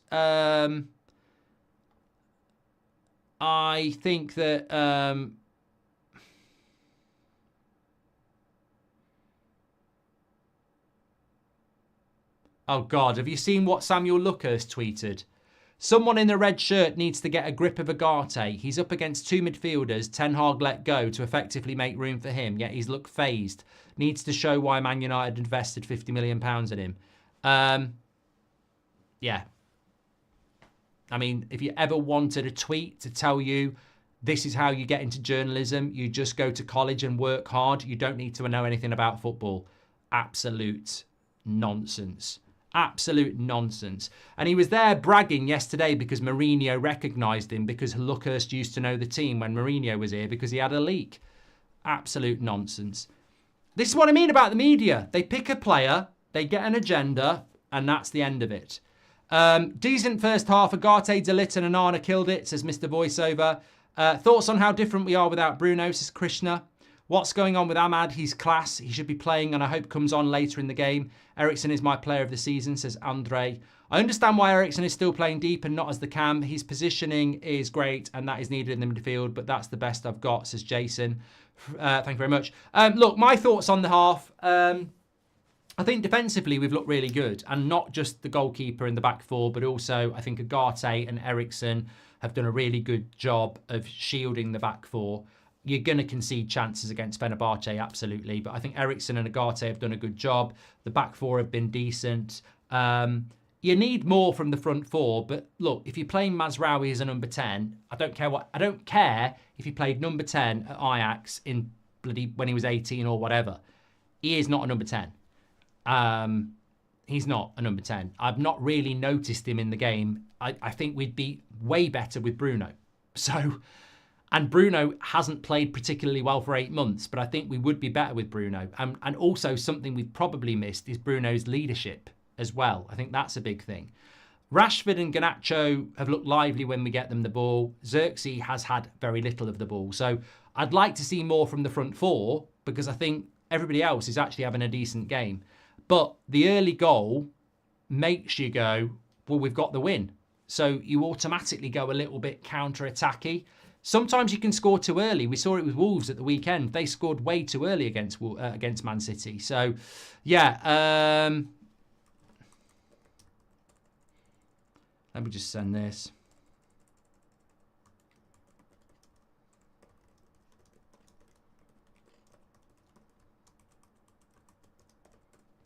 Dream of Californication. Freddie's goated. I miss him, says Alfie. Joshua Jones says, how can people say that De Ligt is slow and watch Maguire? And are you going to Old Trafford again this season, says Joshua. Well, Seb's got the bug. This is the problem when you take him young. He desperately wants to go and watch another game, so I'm sure we will go again. Howard Webb, you are the biggest goat of the game. You are the biggest goat of the chat, sorry. He's gifted 5 memberships. Well done. I think I've got some memberships to give away, actually. So make sure you subscribe, bottom right-hand corner. And if we've hit 953,000, I will see if I've got some. I'm looking forward to playing in the second half, says Sir Jim Radcliffe. More like Cockheadhurst, says Playoff Paul. I mean, I just don't like the agenda. I mean, for me, if I was giving player ratings at half-time, Onana 7.5, Delo 6, De Ligt 7, Lindelof 6, Martinez 6, Eriksen 7.5, Agate 7.5, Rashford 6, Garnacho 6, Mazraoui 6, Xerxes 6. So I just don't get the criticism. It's so obvious that Agate, De Ligt, Onana and Eriksen have been our best players in that half. And everyone else has done okay. But I'd give Onana man of the match because it probably is Eriksen, but that double save was just unfucking believable. It was just, I've just watched it again there. It's just, the first save is just so good. It's low, the ball is moving quick. It should, you know, they should score that. They should score. That's the sort of thing I've seen De Gea do. I mean, Mourinho's literally going like this. He can't believe it. As a manager, you're like, that's a goal. So he has stopped a goal there.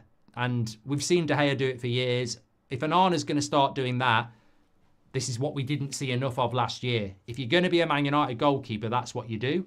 And if he can do that, I don't regret everything I've said about Onana. I think it's valid. But if he can start doing that, we'll be fine. That's what we need. I'm glad we're winning, but the tempo's kind of slow. Not enough urgency, says Mario. Andy Weatherall's just gifted a membership. You're a legend, Andy. We needed that Rashford attempt to go in. It's so close. He's so unlucky, United. Rashford was so unlucky there. Some people will say he was a little bit selfish, but, you know, if that goes in, everyone's saying... I mean, especially on a week where we've seen Rafinha and Vinicius Jr. doing brilliant stuff from the wing. If Rashford had scored that, people would have been going on about it. It was very, very close. Fred, I've done that one as well. Agate, man of the match so far for me, says Dari. I'd say I'd give it Onana. I'm very happy with De Ligt. I'm very happy with Agate, and I'm very happy with Eriksen. But I would give it Onana for that double save. I thought it was fantastic. And this is what I mean. I will criticise players, but I will never, ever not praise them. I don't have an agenda. I'll tell you what I think about a player. I'll tell you whether I think they're good enough. But, you know, when they do well, they will get praise. And I'm never going to not praise that. It was absolutely fantastic. There's no two ways about it. That's not what I want to do. That's not what I want to do. Come on, come on, come on. Twat, come on. I don't want to start a poll. Okay, I'm just going to gift some memberships. That's what I want to do. Why is that not working? Knobhead. I've got memberships to gift away, and it won't do it for me. Let me just get it going. Oh, come on! Stop being so fucking slow. Oh, for fuck's sake. What are you doing? Why is it doing that? Got no idea.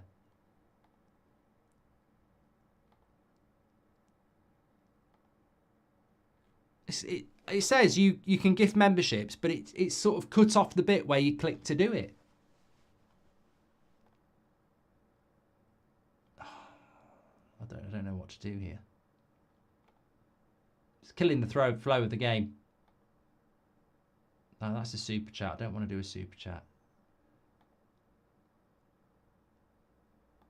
Yeah, that's something else as well. Right, one more time and then I'm coming back to the chat.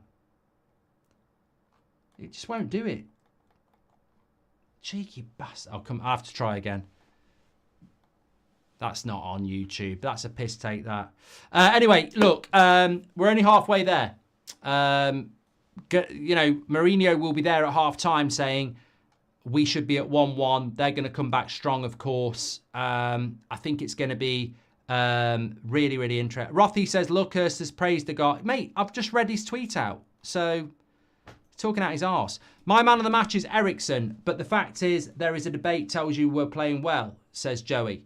Mark, the joy I get when we're winning and our media has to hide is great, says Richard. Last time I sent a super chat, I asked about Air Forces. Have you updated the background, says Rec. Nope. Man of the match so far, Marks is hyper top. I'd give it to Anana for the double save. And if I wasn't giving it to Anana, I'd give it to Ericsson. But I do think Dalit and Agate have been very good. Denise has just gifted 10 memberships. Absolute legend. Denise Marie, thank you very much. Anana, Ericsson, Agate, Mint. Bruno should be worried, says Sean. Bruno's walking straight back in, isn't he, mate? With Mazraoui at number 10, there ain't no way he's not walking straight back in. Was working a little and listening here, says Rub. Done without work for tonight. Is Mazraoui the surprise? I genuinely don't think Mazraoui at number 10 has been bad or good. I think it's been a 6 for me. It's been a year as a member. Thank you, Lord. Thank you, Mark. Look forward to more, says Mythic. Ganacho 7 for me. Defended well and created the chance, says Damatri. Thank you very much. Appreciate that. Do you want Jep on TikTok? Thanks to everyone who's watching on TikTok. Give us a follow if you're watching. Says, do you want Rasmus to come on? I mean, look, if somebody said to me Rasmus's potential going to miss out on against West Ham if he comes on today, don't bring him on. If he's capable of giving us half an hour, bring him on. I don't think Rasmus is starting because Ten Hag has got to integrate Xerxes. I like what he's done up front. I haven't really spoken about it much because I haven't got a problem. I quite like Xerxes starting and Rasmus being on the bench because we need to protect Rasmus and we need to nurture and develop Xerxes. So it's common sense. That's why we bought Xerxes. So I haven't got a problem with it. But yeah, if Rasmus isn't carrying an injury or anything like that, then I'd certainly give him a few Mead ones. Rothy says you read his first tweet and not his latest. But mate, I couldn't give a shit. I'm not, mate. He tweeted it in the first place. I get my tweets pulled up all the time. I don't care whether he said it after 10 minutes or what. He was wrong. He couldn't wait to go in on Agate, and Agate's had a good half full stop. There wasn't a period in that game where you could say Agate's a waste of money and he's being dominated by Amrabat and Fred, whether it was 1 minute or 41 minutes. So, I don't know whether you're in his fan club or not, but it's bullshit. It's hunting somebody down for a reason. There was no point in that game where Agate looked shit. Some say the Stig is coming up front, says Minnie. Dylan says our defensive game is poor. We will concede if this continues. Mate, I'd expect us to concede here anyway. I don't think there's anything wrong with the way we're defending. Like, to keep a clean sheet against Fenerbahce away would be amazing. So conceding the goal is not the problem. It's scoring the second and third goal. We scored 3 goals against Porto. I'd expect them to score. They're not a bad team. What we need to do is score 2 or 3 to win the game. I never thought 1 goal would be enough. Rahish, welcome to the Members Club. You're a legend. Thank you very much. Bounty Hunter, legend of the chat, says, hope you're well, enjoying the game, see improvement already, but people critical of the new players is bullshit, and I'll never do it. Thank you very much. Appreciate that. Wilbur says, bring Casemiro on. I don't know why Casemiro's not playing. Maybe, Johnny Evans didn't travel. Rasmus didn't start. Maybe it's got something to do with Casemiro's inability to play a full game. He's having a bit of a cuddle with Jose at the moment, but players are coming back onto the pitch. J. Johnson Burrell, thank you and welcome to the Members Club. Rashford's looking much better on the right, tracking back, says Bradley. Would just love to see him taking more care of his crosses.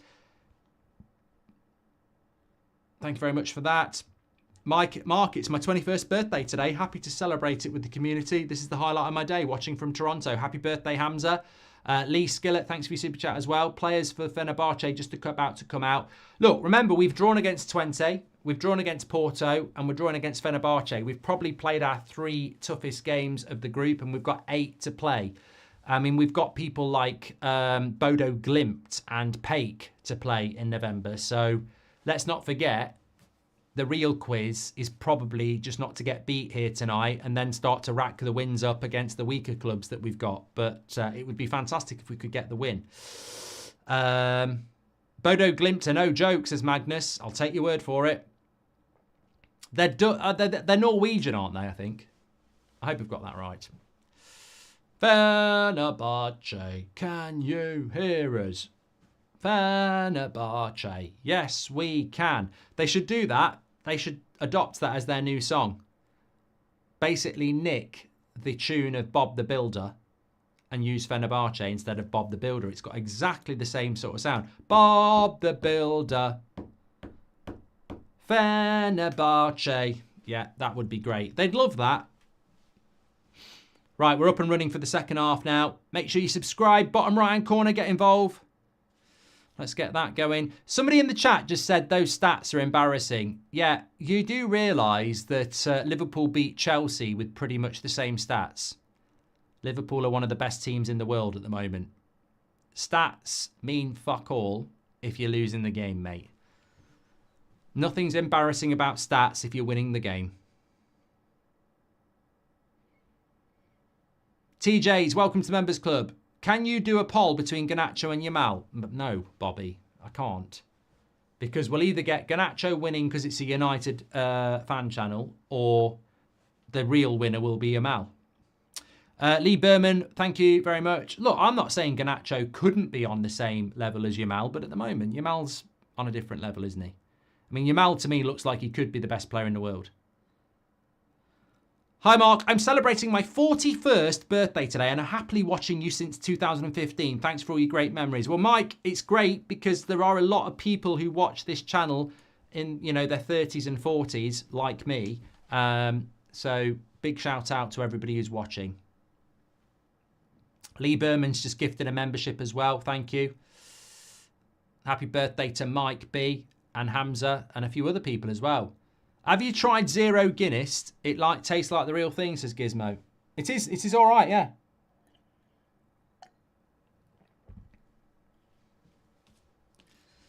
Right. Agate goes in on Fred. Have it.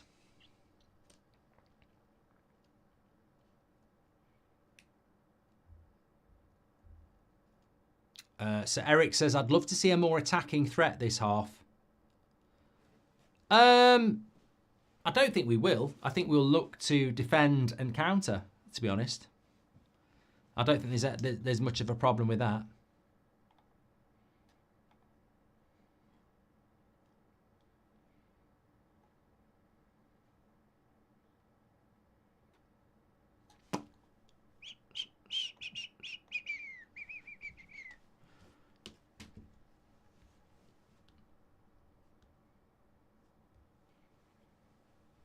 Hi Mark, I'm watching from Strasbourg. Just wanted to say you're the reason I started supporting Manchester United. So I thank you for making me a Red Devil, says Rupert.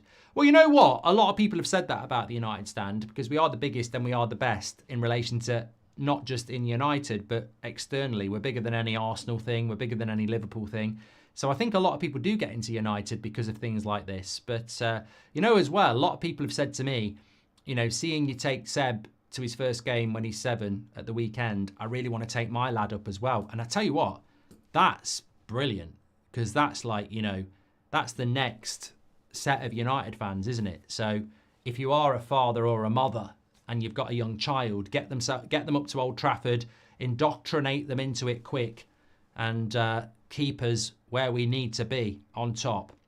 What if Agate, Roy Keane, Erling's knee when we play City in December and get suspended? We'd be really screwed then, says Patrice Evra. What the fuck are you talking about? Fenerbahce, good cross into the box. What the fucking hell is Lindelof doing there? Absolute shite from Lindelof. He may as well be a fucking Swedish snowman. What the fuck is that? That is absolute shit. Who bought Lindelof? Was it Mourinho? I think he's still fucking playing for him. Absolutely fucking shite defending. This is fucking rubbish. He ain't even trying. Check his bloody bank account. What the fuck is that from Lindelof? Absolutely shocking. We'd have been better off with a bloody ice pop at fucking centre back there. Absolutely crap. I can't believe that. I mean, it's just, I tell you what, I can't even speak. The cross comes in, he looks at the striker, he looks at the cross and then just runs. You know those things on the end of your fucking legs? They propel you into the air to jump, mate. Right at the start of the second half as well. I mean, you can't compensate for shit like that. And somebody in the chat says it's been long coming. It's not been long coming, mate. Onana made a good double save and Rashford nearly scored. So 1-0 or 1-1, whatever. That's about it. But that goal is completely preventable.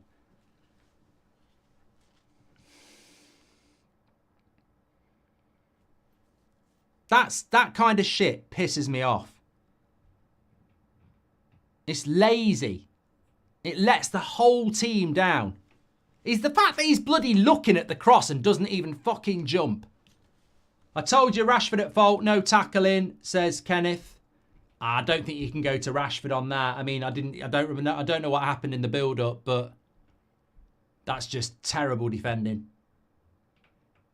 Xerxes has potential, but he looks heavy like Lukaku used to, says Henry. Watching from North Korea, your videos cheer me up, says Bruno. You're definitely not.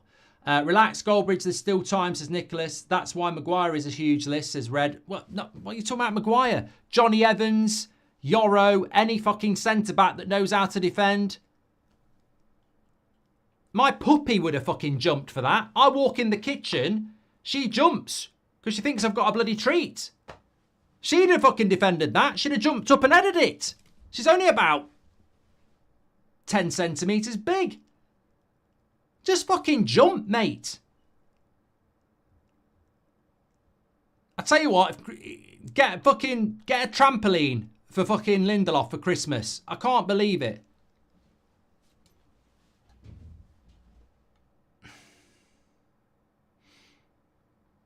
None of our players can hold the ball up. We keep losing it in the final third, says Kizza. Shahin says, Lindelof was bad, but was it unsavable for Onana?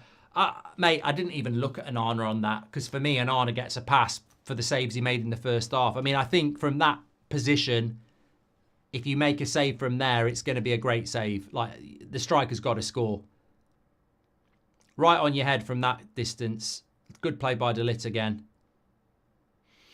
But he's let everyone down there because De Ligt, Agate, Eriksson, they've all played really well. And then, you know, your defender does that. Rashford, oh, unlucky.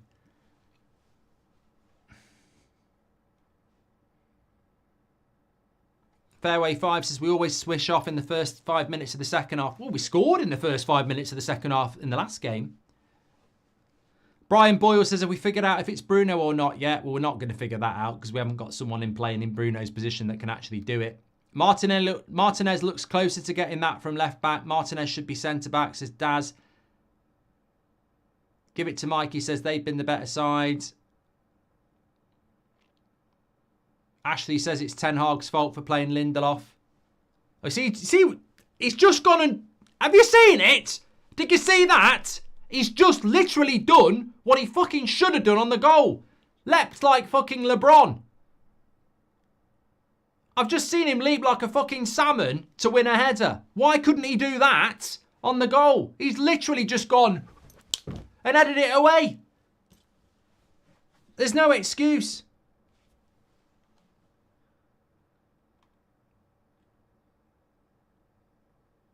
Amani says, am I the only one excited for Yoro? Mate, you're not the only one excited for Yoro because we'd all would have he'd have won that header.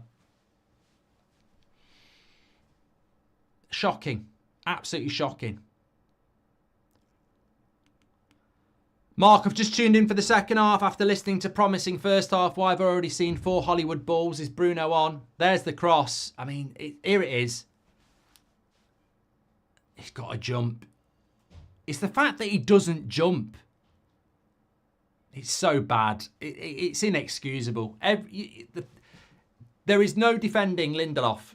There's no defending from Lindelof. It's...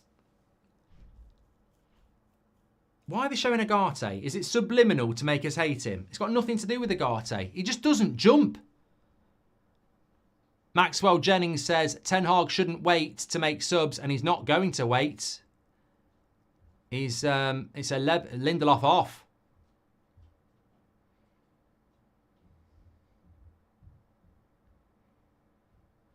Rasmus on. Well, is that harsh? You know what? I don't know whether that's to do with injury or whatever, but spot on. I've got to applaud that.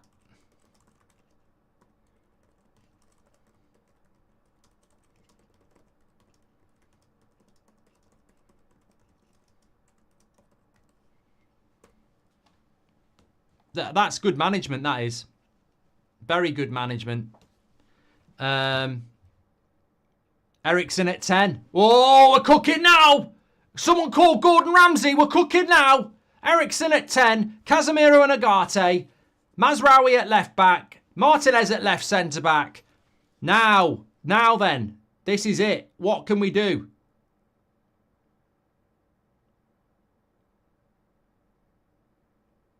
They're looking for a penalty. Never looked like a penalty to me.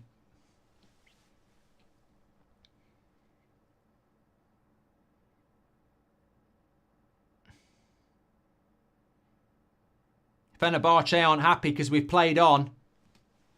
Delo puts the ball out. I don't think there's a penalty here at all. No, shut up. Shut up. He's only stayed down because he wants a fucking penalty.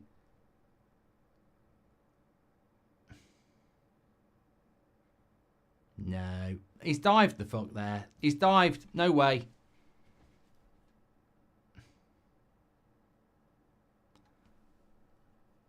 Who's he sent off? Mourinho.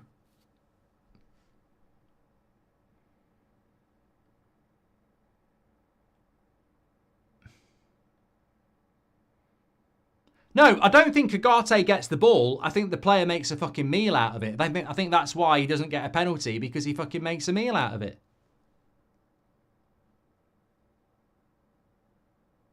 He dives. That's what he's doing. He's trying to make out he's got himself injured because there's no fucking penalty.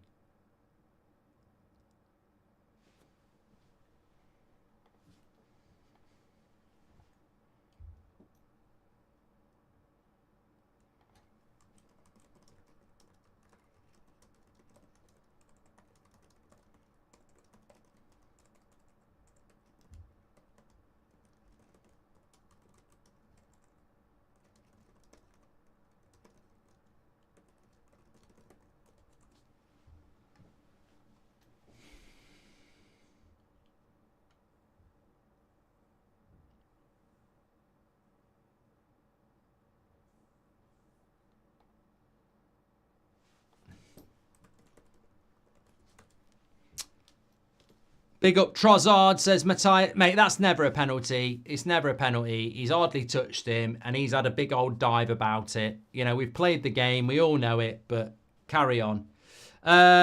Jose's been sent off. I just love him. I love Jose.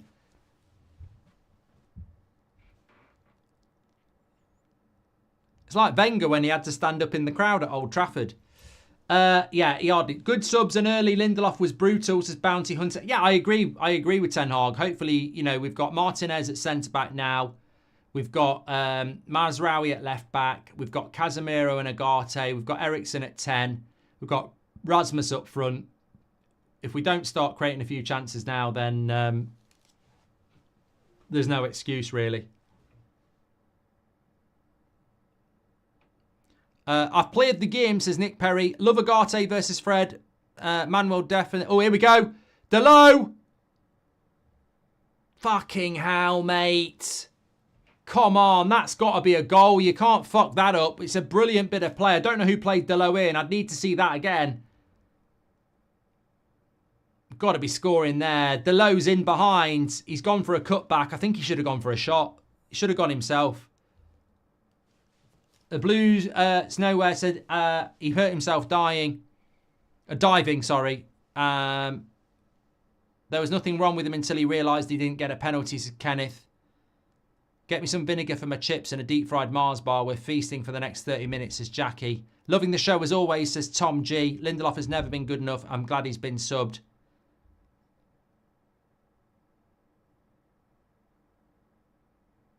And a free kick to Man United on the edge of the box. Marazraoui back at left back, says Shahin. He'll do it to Lindelof, but not Bruno, says Joshua Jones. Give it to Mikey, says our passing has been very weak and misplaced. Can you call my friend expert a prat, says the journalist. And Andre says this has been Xerxes' worst game so far.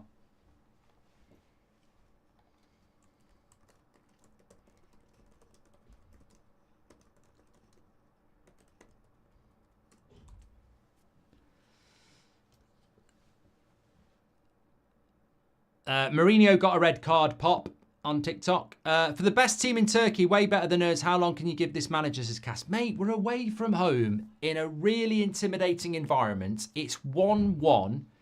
I don't know what you're talking about. Just chill the fuck out. Some of you are obsessed, aren't you? Absolutely obsessed. Come on, this is a good free kick position.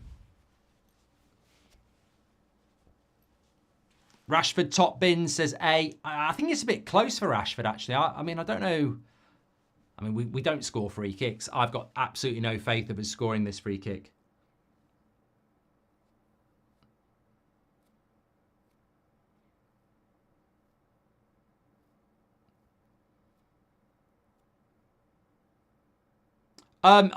Just going back to Lindelof, absolutely needs to get subbed off. It's just inexplicable how you don't jump on that. I just never know. Ericsson won't beat the wall. Yeah, Rashford's not taking this. You can tell body shapes. So Rashford, you couldn't make it more obvious that you're not taking it because you're not left-footed, and that's not how you take it with the right foot. Don't even stand there, Rashford. Unless he's going to lay it short, he might just knock it short. Didn't beat the wall.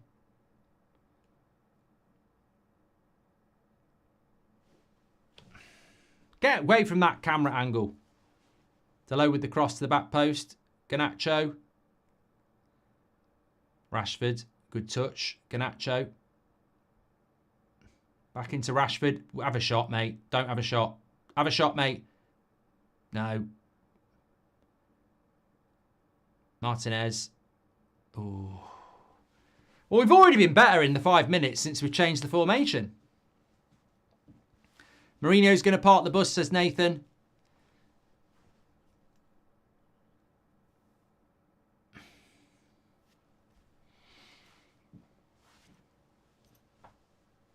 I wish we'd done this from the start, but I suppose rotation has to happen. I don't think Casemiro and Casemiro and Rasmus obviously couldn't play 90 minutes.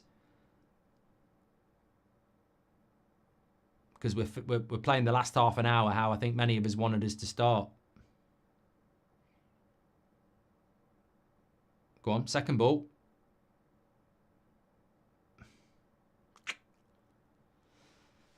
This is where you don't want to be. St. Maximin running up against Delo. Well, look, Martinez. Second ball, second ball. Oh, we're shit at winning the second ball.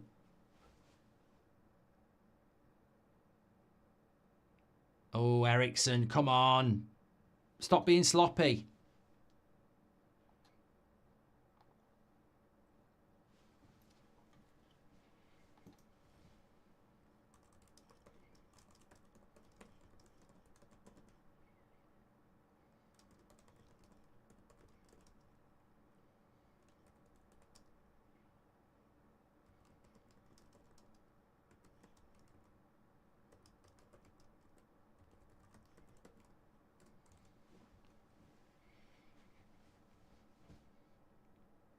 Game's opening up, says Gaming Bear. Thanks for the follow. J loves football on TikTok. Nice by Ericsson there.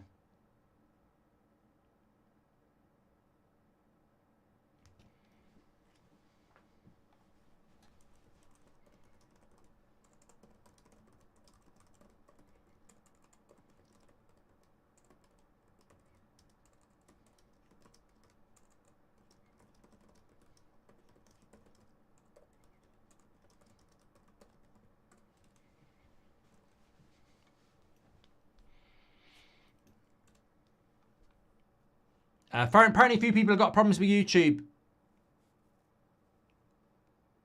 That's good into Garnacho from Ericsson. Needs a bit of support, but he's done well.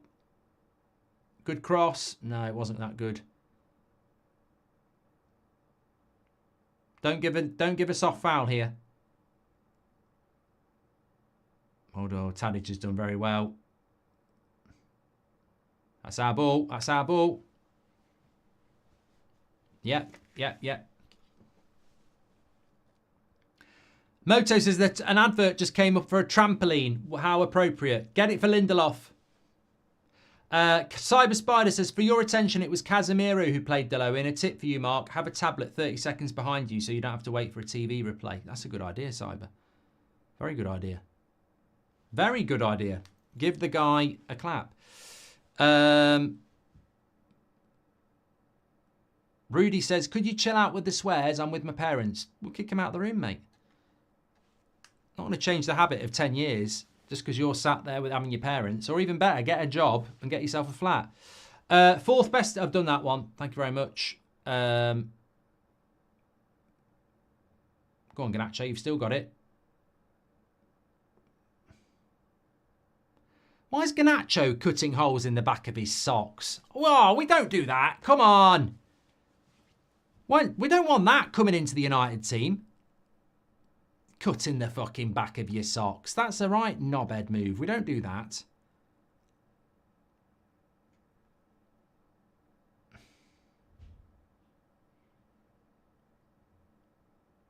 Come on. Interesting ball by Casemiro.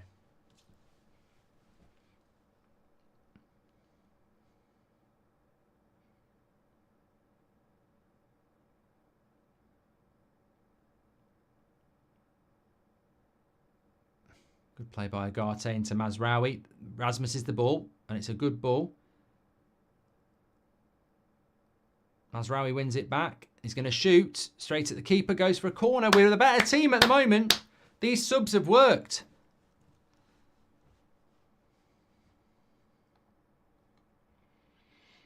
Jose sent off.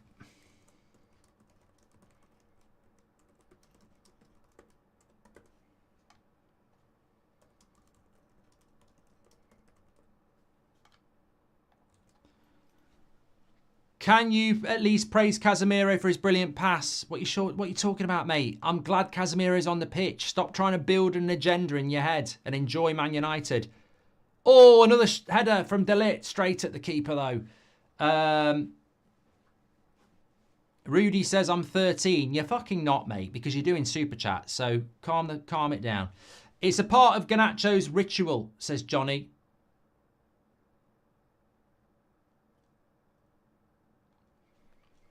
Right, another corner from Ericsson.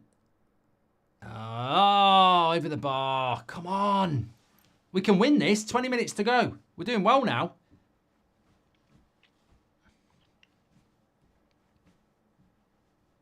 Sally Devil Red 7 says, get well soon, Richard Clark.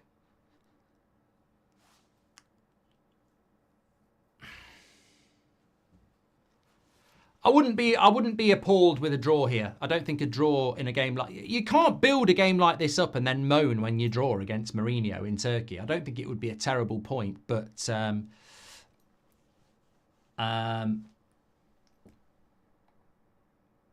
we can't be losing it from this point.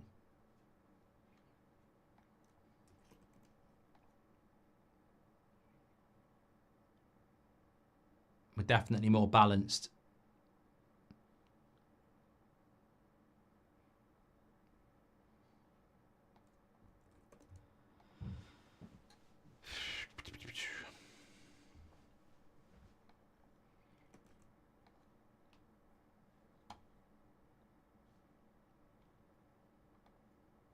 Nice ball into Garnacho. Come on, where's the runners? Don't shoot from there, mate. See, that is... I've got to call it out. I love Garnacho, but you've got to call that out. That will kill us. Shooting from 35 yards when you've got 3 runners is just incredible. Come on, we can't be letting that happen again.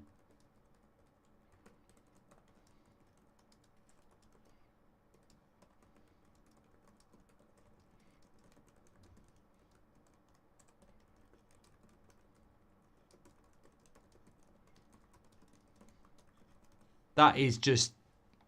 I don't care whether it's players I like or players I don't think good enough. We can't go back to that. It's illogical. Why is Ahmad out of favour, says Manjula. Mali says, shout out to my girls. Lots of praise to Prats today in the chat, says Dawid. Get Ahmad on. Yeah, I mean, I think with 20 minutes to go, it wouldn't be a bad idea. Oh, Mazraoui makes a mistake and he's now out of position. Clever play by the ball boys of Fenerbache there, but brilliant cover by Agate again. Lovely stuff. A lot of people in the chat saying to bring Ahmad on.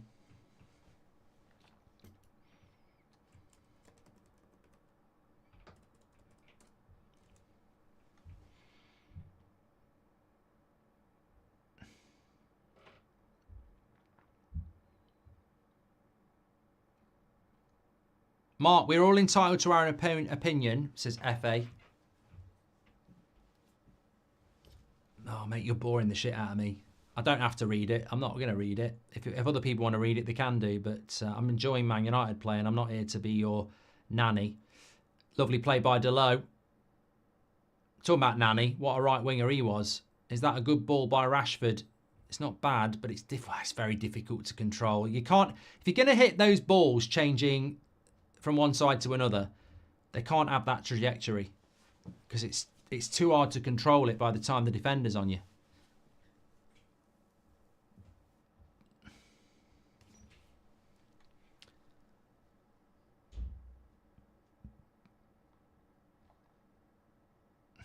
Martinez needs a pass there. Bloody hell.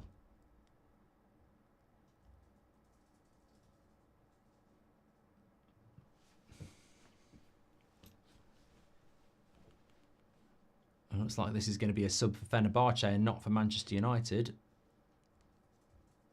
Oh, it is. It is for Manchester United. Rashford's coming off. Obviously got a game on Sunday. It's Anthony.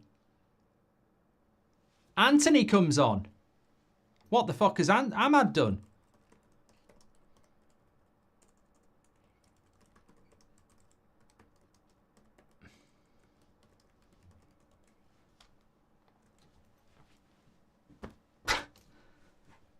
That, you know, that was not on the bingo card. I mean, this is the guy we're trying to sell in January, apparently, coming on ahead of Ahmad, who's meant to be a player that is going to be part of our future. Hi, Mark. I don't understand how a manager with a red card is allowed to communicate with the assistant coach. It's a stupid rule, says Marlowe. Nick says there's a hat-trick loading. Don't know who for.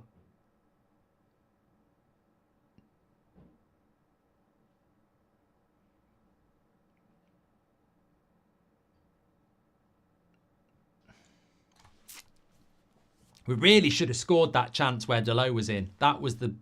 You're not going to get loads of chances in a game like this. That was the chance. Rupid says, cutting holes in the socks makes them looser.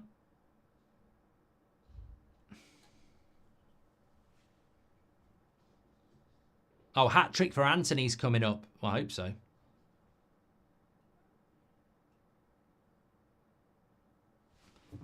So the pecking order is Rashford, Garnacho, Mazraoui for 10, Anthony, then Ahmad, says Sachin.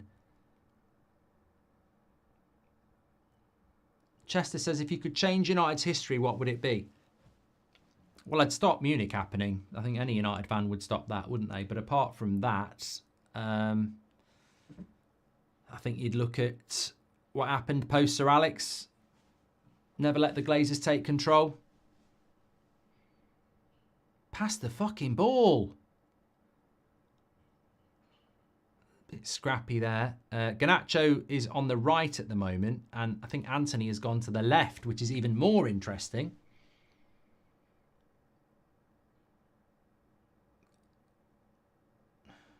Rasmus is making good runs. And that's a foul by Agate.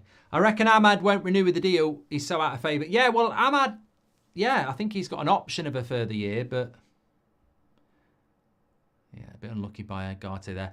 Has Ahmad been signed to an extension yet? Is it possible that Ten Hag hasn't played him because of a contract situation behind doors, says Michael. Maybe. Hadn't thought of that myself. You might be right.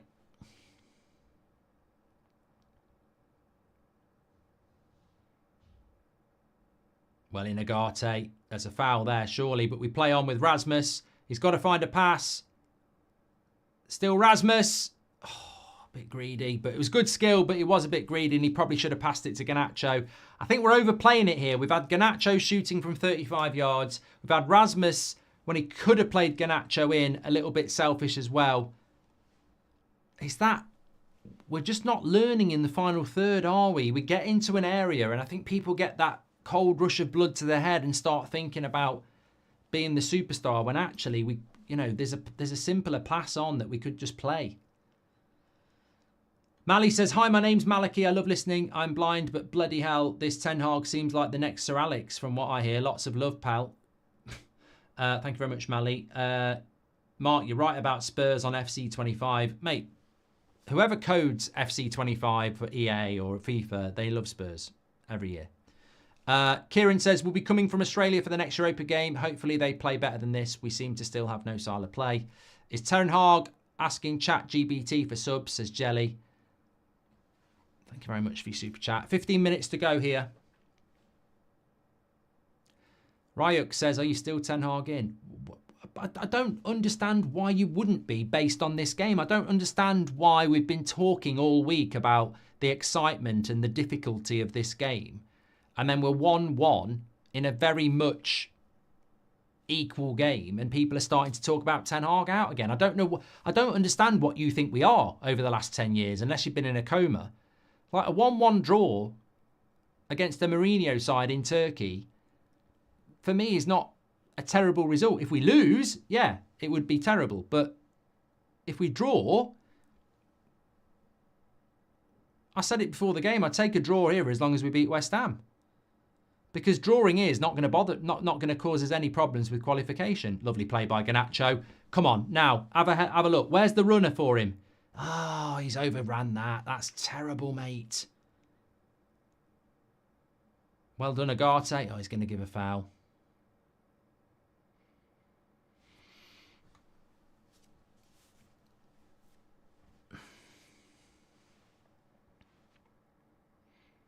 Mr. J. Pang says we miss Fred.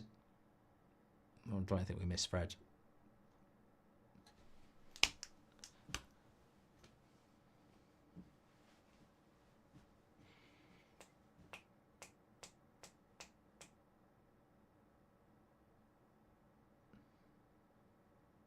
I can't believe Lindelof didn't jump. Mate, that, I can't, you know what? We're drawing because Lindelof, they've just shown it again. I'm absolutely stunned. I just don't understand what he's doing. He just literally, the cross comes in. He's in front of the defender and he just runs along like that. If he jumps in any way, shape or form, he stops it. Just unbelievable. He deserved to get subbed off instantly. Andre says, I'm loving Agate and Casemiro. If this works, we could blend Mainu in as a youth player. Do you think Man United will beat Chelsea, says Philip? Too far away to think about that. I want to beat West Ham on Sunday. That's the one I want. Who would win in a fight between Ten Hag or Jose, says Sven? I don't know. I don't believe in violence. Dzeko's on. Oh, I can't stand him. City twat. He scored, didn't he, that day before Aguero? He set it all off. Legendary Baldy says, my man of the match is Agate. He's getting better with every game. And Nelly says, if Xavi replaces Ten Hag, the headline needs to be out with the bold and in with the crew.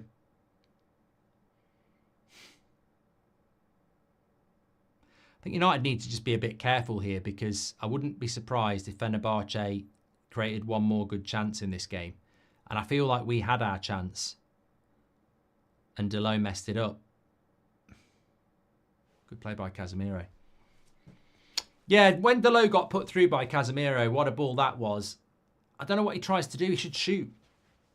From that angle, if the cutback's not there, shoot. I think he just got caught in two minds.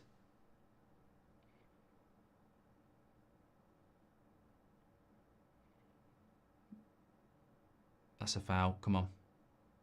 They're roughing Rasmus up a lot, but at least he's actually occupying the centre-backs, which is what we weren't doing when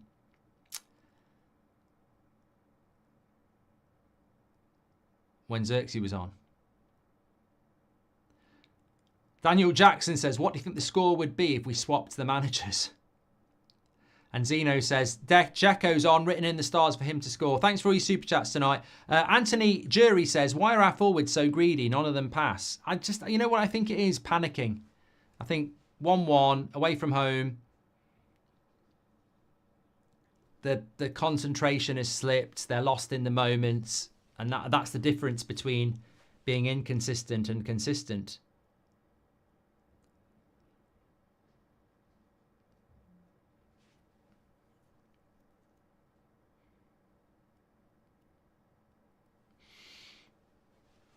Anthony over Ahmad is indefensible, says Zona, but Agate's been class.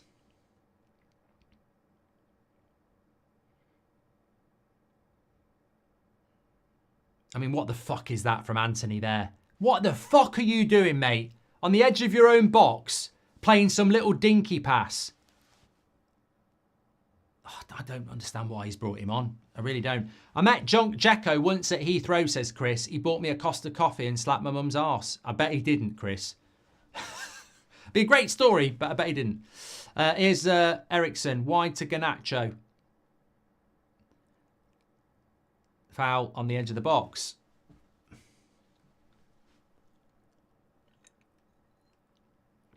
Nine minutes to go. Chris, that's probably the best action we've had all second half, and it's made up. Well, remember, you can do your player ratings. Links in the video description.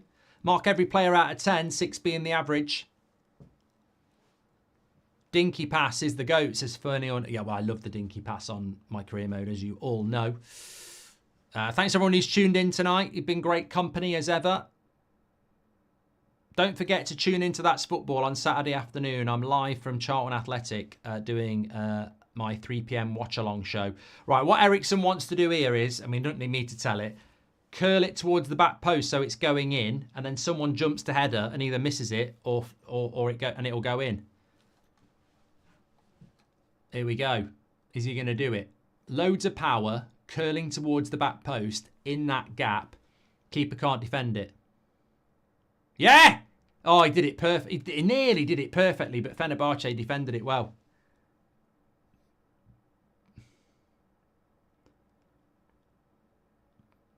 Watch out for the break here. Mali says, my missus says that Garnacho is class. Sorry, Anthony is class. Get a divorce. Here's Anthony down the right-hand side. He's got to wait for Rasmus here. Ignored him. He's going to shoot. No, he doesn't. He goes to Garnacho. He stunned me. Here's Garnacho. He's going to shoot straight at the keeper. 0 wins in the Europa League so far. Getting outplayed by Jose. Yeah, it's not none of those things are happening, Love United Hops. You're living in your own head, mate. We've been the better team for the last half an hour. Don't know what you're talking about. Fenerbahce haven't done anything since we took Xerxes and Lindelof off. I mean, look, it was 61% possession at half-time. It's now nearly 50-50. And we've had more shots than them. So, literally, the last half an hour has just completely flipped the game on its head.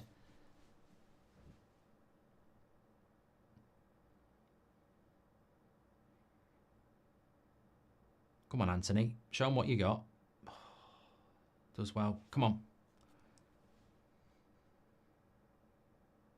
He's down injured. Oh, Don't leave him on the floor injured. Play on. Oh, for fuck's sake. I mean, this guy's just a bloody... I mean, I hope he hasn't broke his ankle, but for fuck's sake, mate, there's 5 minutes to go.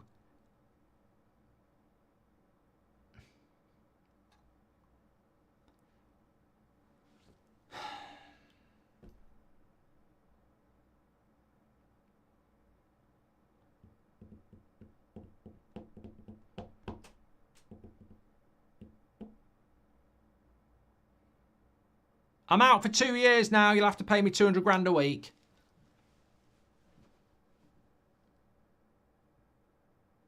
I don't even know what he did. I'm having a look here. I mean, barely anything happened to him. I think he's just... Has he trod on the back of his ankle or something? Let's have a look.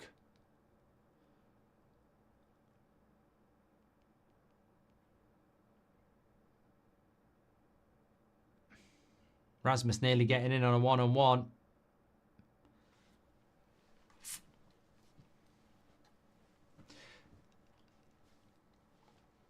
Well, Anthony's still down, so he's probably going to be out for a month now. Please do subscribe to the channel, by the way. Bottom right-hand corner while we're waiting for this. About 5 minutes to go. Subscribe, bottom right-hand corner. We're getting close to 954,000. We're only about 200 away. Don't forget your player ratings as well. We've got the player ratings show and the fan forum to come after this as well. And looks like he's going to play on.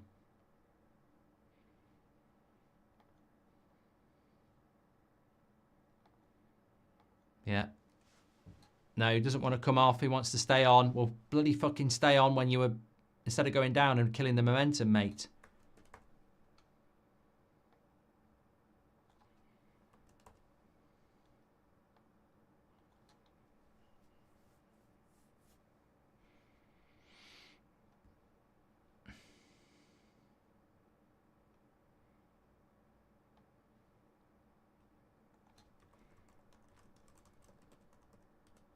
No, he's coming off. No, he's coming off now.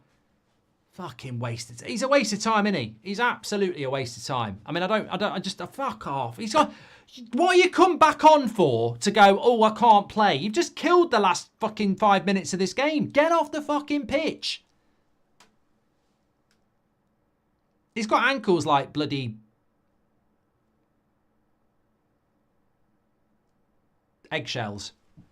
He always has an ankle injury.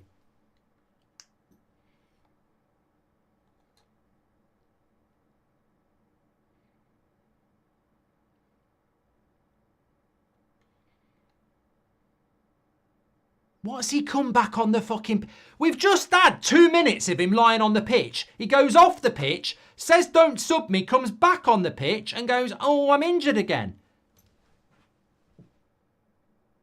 Should have fucking brought Ahmad on in the first place.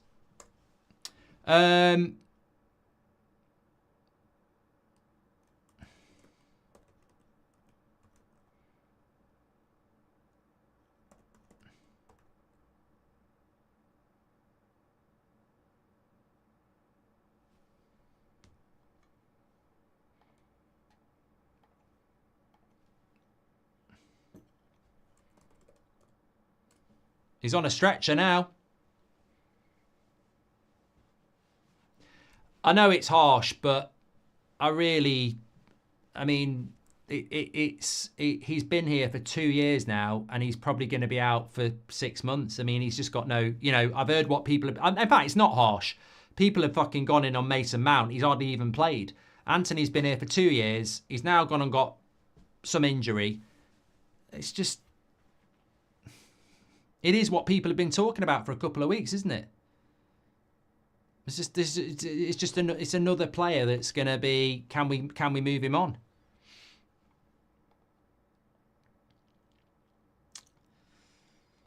Should have brought Ahmad on in the first place.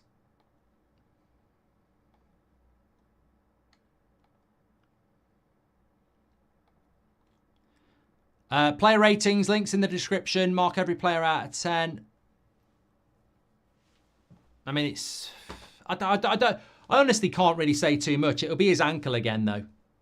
It would definitely be his ankle. I think he's had about 3 ankle injuries since he's been at Manchester United. Let's have a look. Yeah. Anthony injury history. Here you go. Ankle, 114 days in 2022. And that looked like it was an ankle again.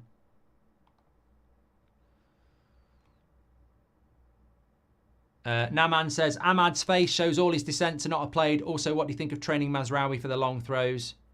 Says Naman, stamp on the toe and got stretchered off, says Joe Wright. There goes the move for Anthony in January, says Chris. Well, he's on a good whack, isn't he?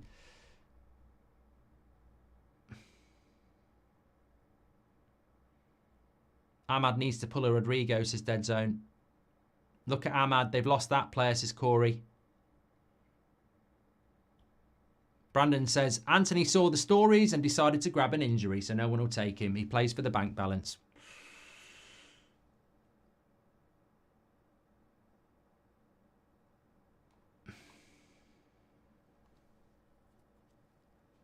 Five minutes added on. I mean, that whole injury has just completely and utterly killed the momentum that we sort of had. Poppadoms for ankles, says Fairway 5. It's a shame, really. I mean, look, I'll leave it for the match reaction. I just think it's a shame. I think we could have won this game. I think just a couple of individual errors. I thought Delo 1-on-1. Obviously, Lindelof. Lovely ball by Mazraoui to Ahmad. Go on, take him on. Oh, fucking hell, ref. I mean, look, it was always going to be rough here. What's Dwight McNeil doing playing for Fenerbache? If you know, you know. He's doing overtime. It's a shame because Ahmad would have been in there.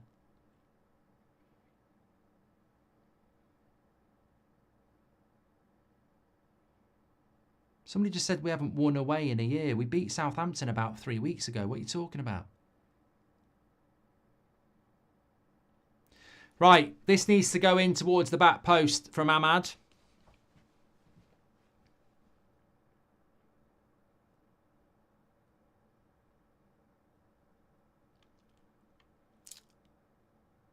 Don't you take it, Ericsson. You want to whip this towards the back post. Let Ahmad take it. Because if Ahmad takes it and no one gets it, it could still go in. Got to curl it towards the back post.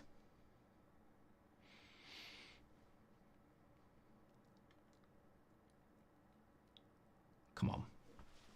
I think Ericsson will take it, but I'd be curling this with Ahmad. It's so obvious.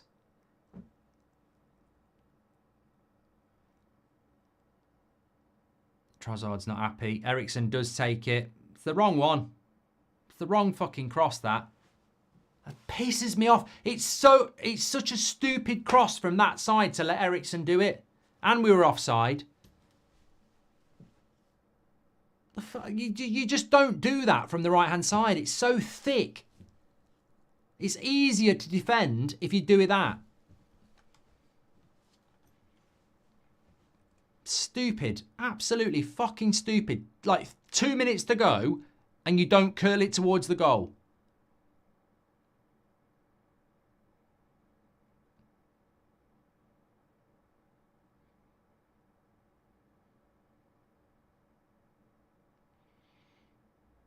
Fenerbahce on the attack.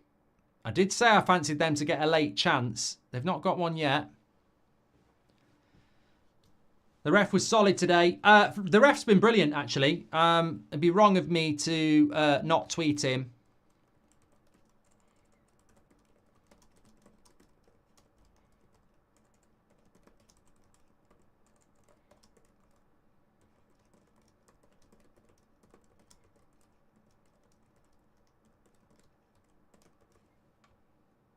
I rarely praise a referee, but I actually think he's been really good. Even the stuff he's given against us, I think he's got it right.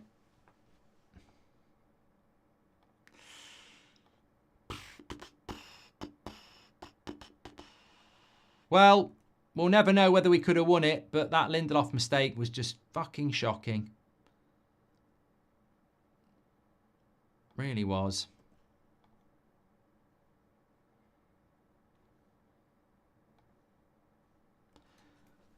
James says, if they score in extra time, I swear to God. Oh, Jackie Boy says, we haven't won away in Europe for a whole year today. I think that's what he meant to say. Oh, yeah, but, you know, at the end of the day, that's another foul. It's been a very stop-start game in the second half, hasn't it? Well, away in Europe this season, we've played Porto and Fenerbache, so I wouldn't necessarily, you know, say they're bad results in Europe. Last season, I don't remember what we did last season in Europe. We were in the Champions League, weren't we? And we fucked it up. Yeah, we were out of Europe completely. We didn't play in Europe from December to May. So we've probably not played in Europe that many times in the last 12 months is what I'm saying. Why is our goal kicks a rugby kick in the 90th minute? Why are our goal kicks a rugby kickoff at 90 minutes, says HC. Thank you very much. Okay, final whistle has gone there. I mean, look, at the end of the day, Fred Amrabat, there's no love lost there. I mean, there's no hate there. Jose as well. 1-1 draw. I mean, it's a bit of a... It doesn't really do anything for anybody, does it? But Ten Hag hugging Tadic, relationship there. He'll go and see Amrabat, I'm sure. At the end of the day, I mean, it's just... well, we'll talk about it. We'll talk about it in the live chat, in the match reaction show. But lazy and selfish. There is your thumbnail. Ooh, Dimitri. Who's lazy and selfish? I don't know. Look, get your player ratings in. That's probably going to be the biggest conversation, isn't it? How would you give every player as a player rating? Let me know. Links in the live chat. Links in the video description, and it will be on the match reaction show as well. I'll be over there with you in a minute. Thanks everyone for watching.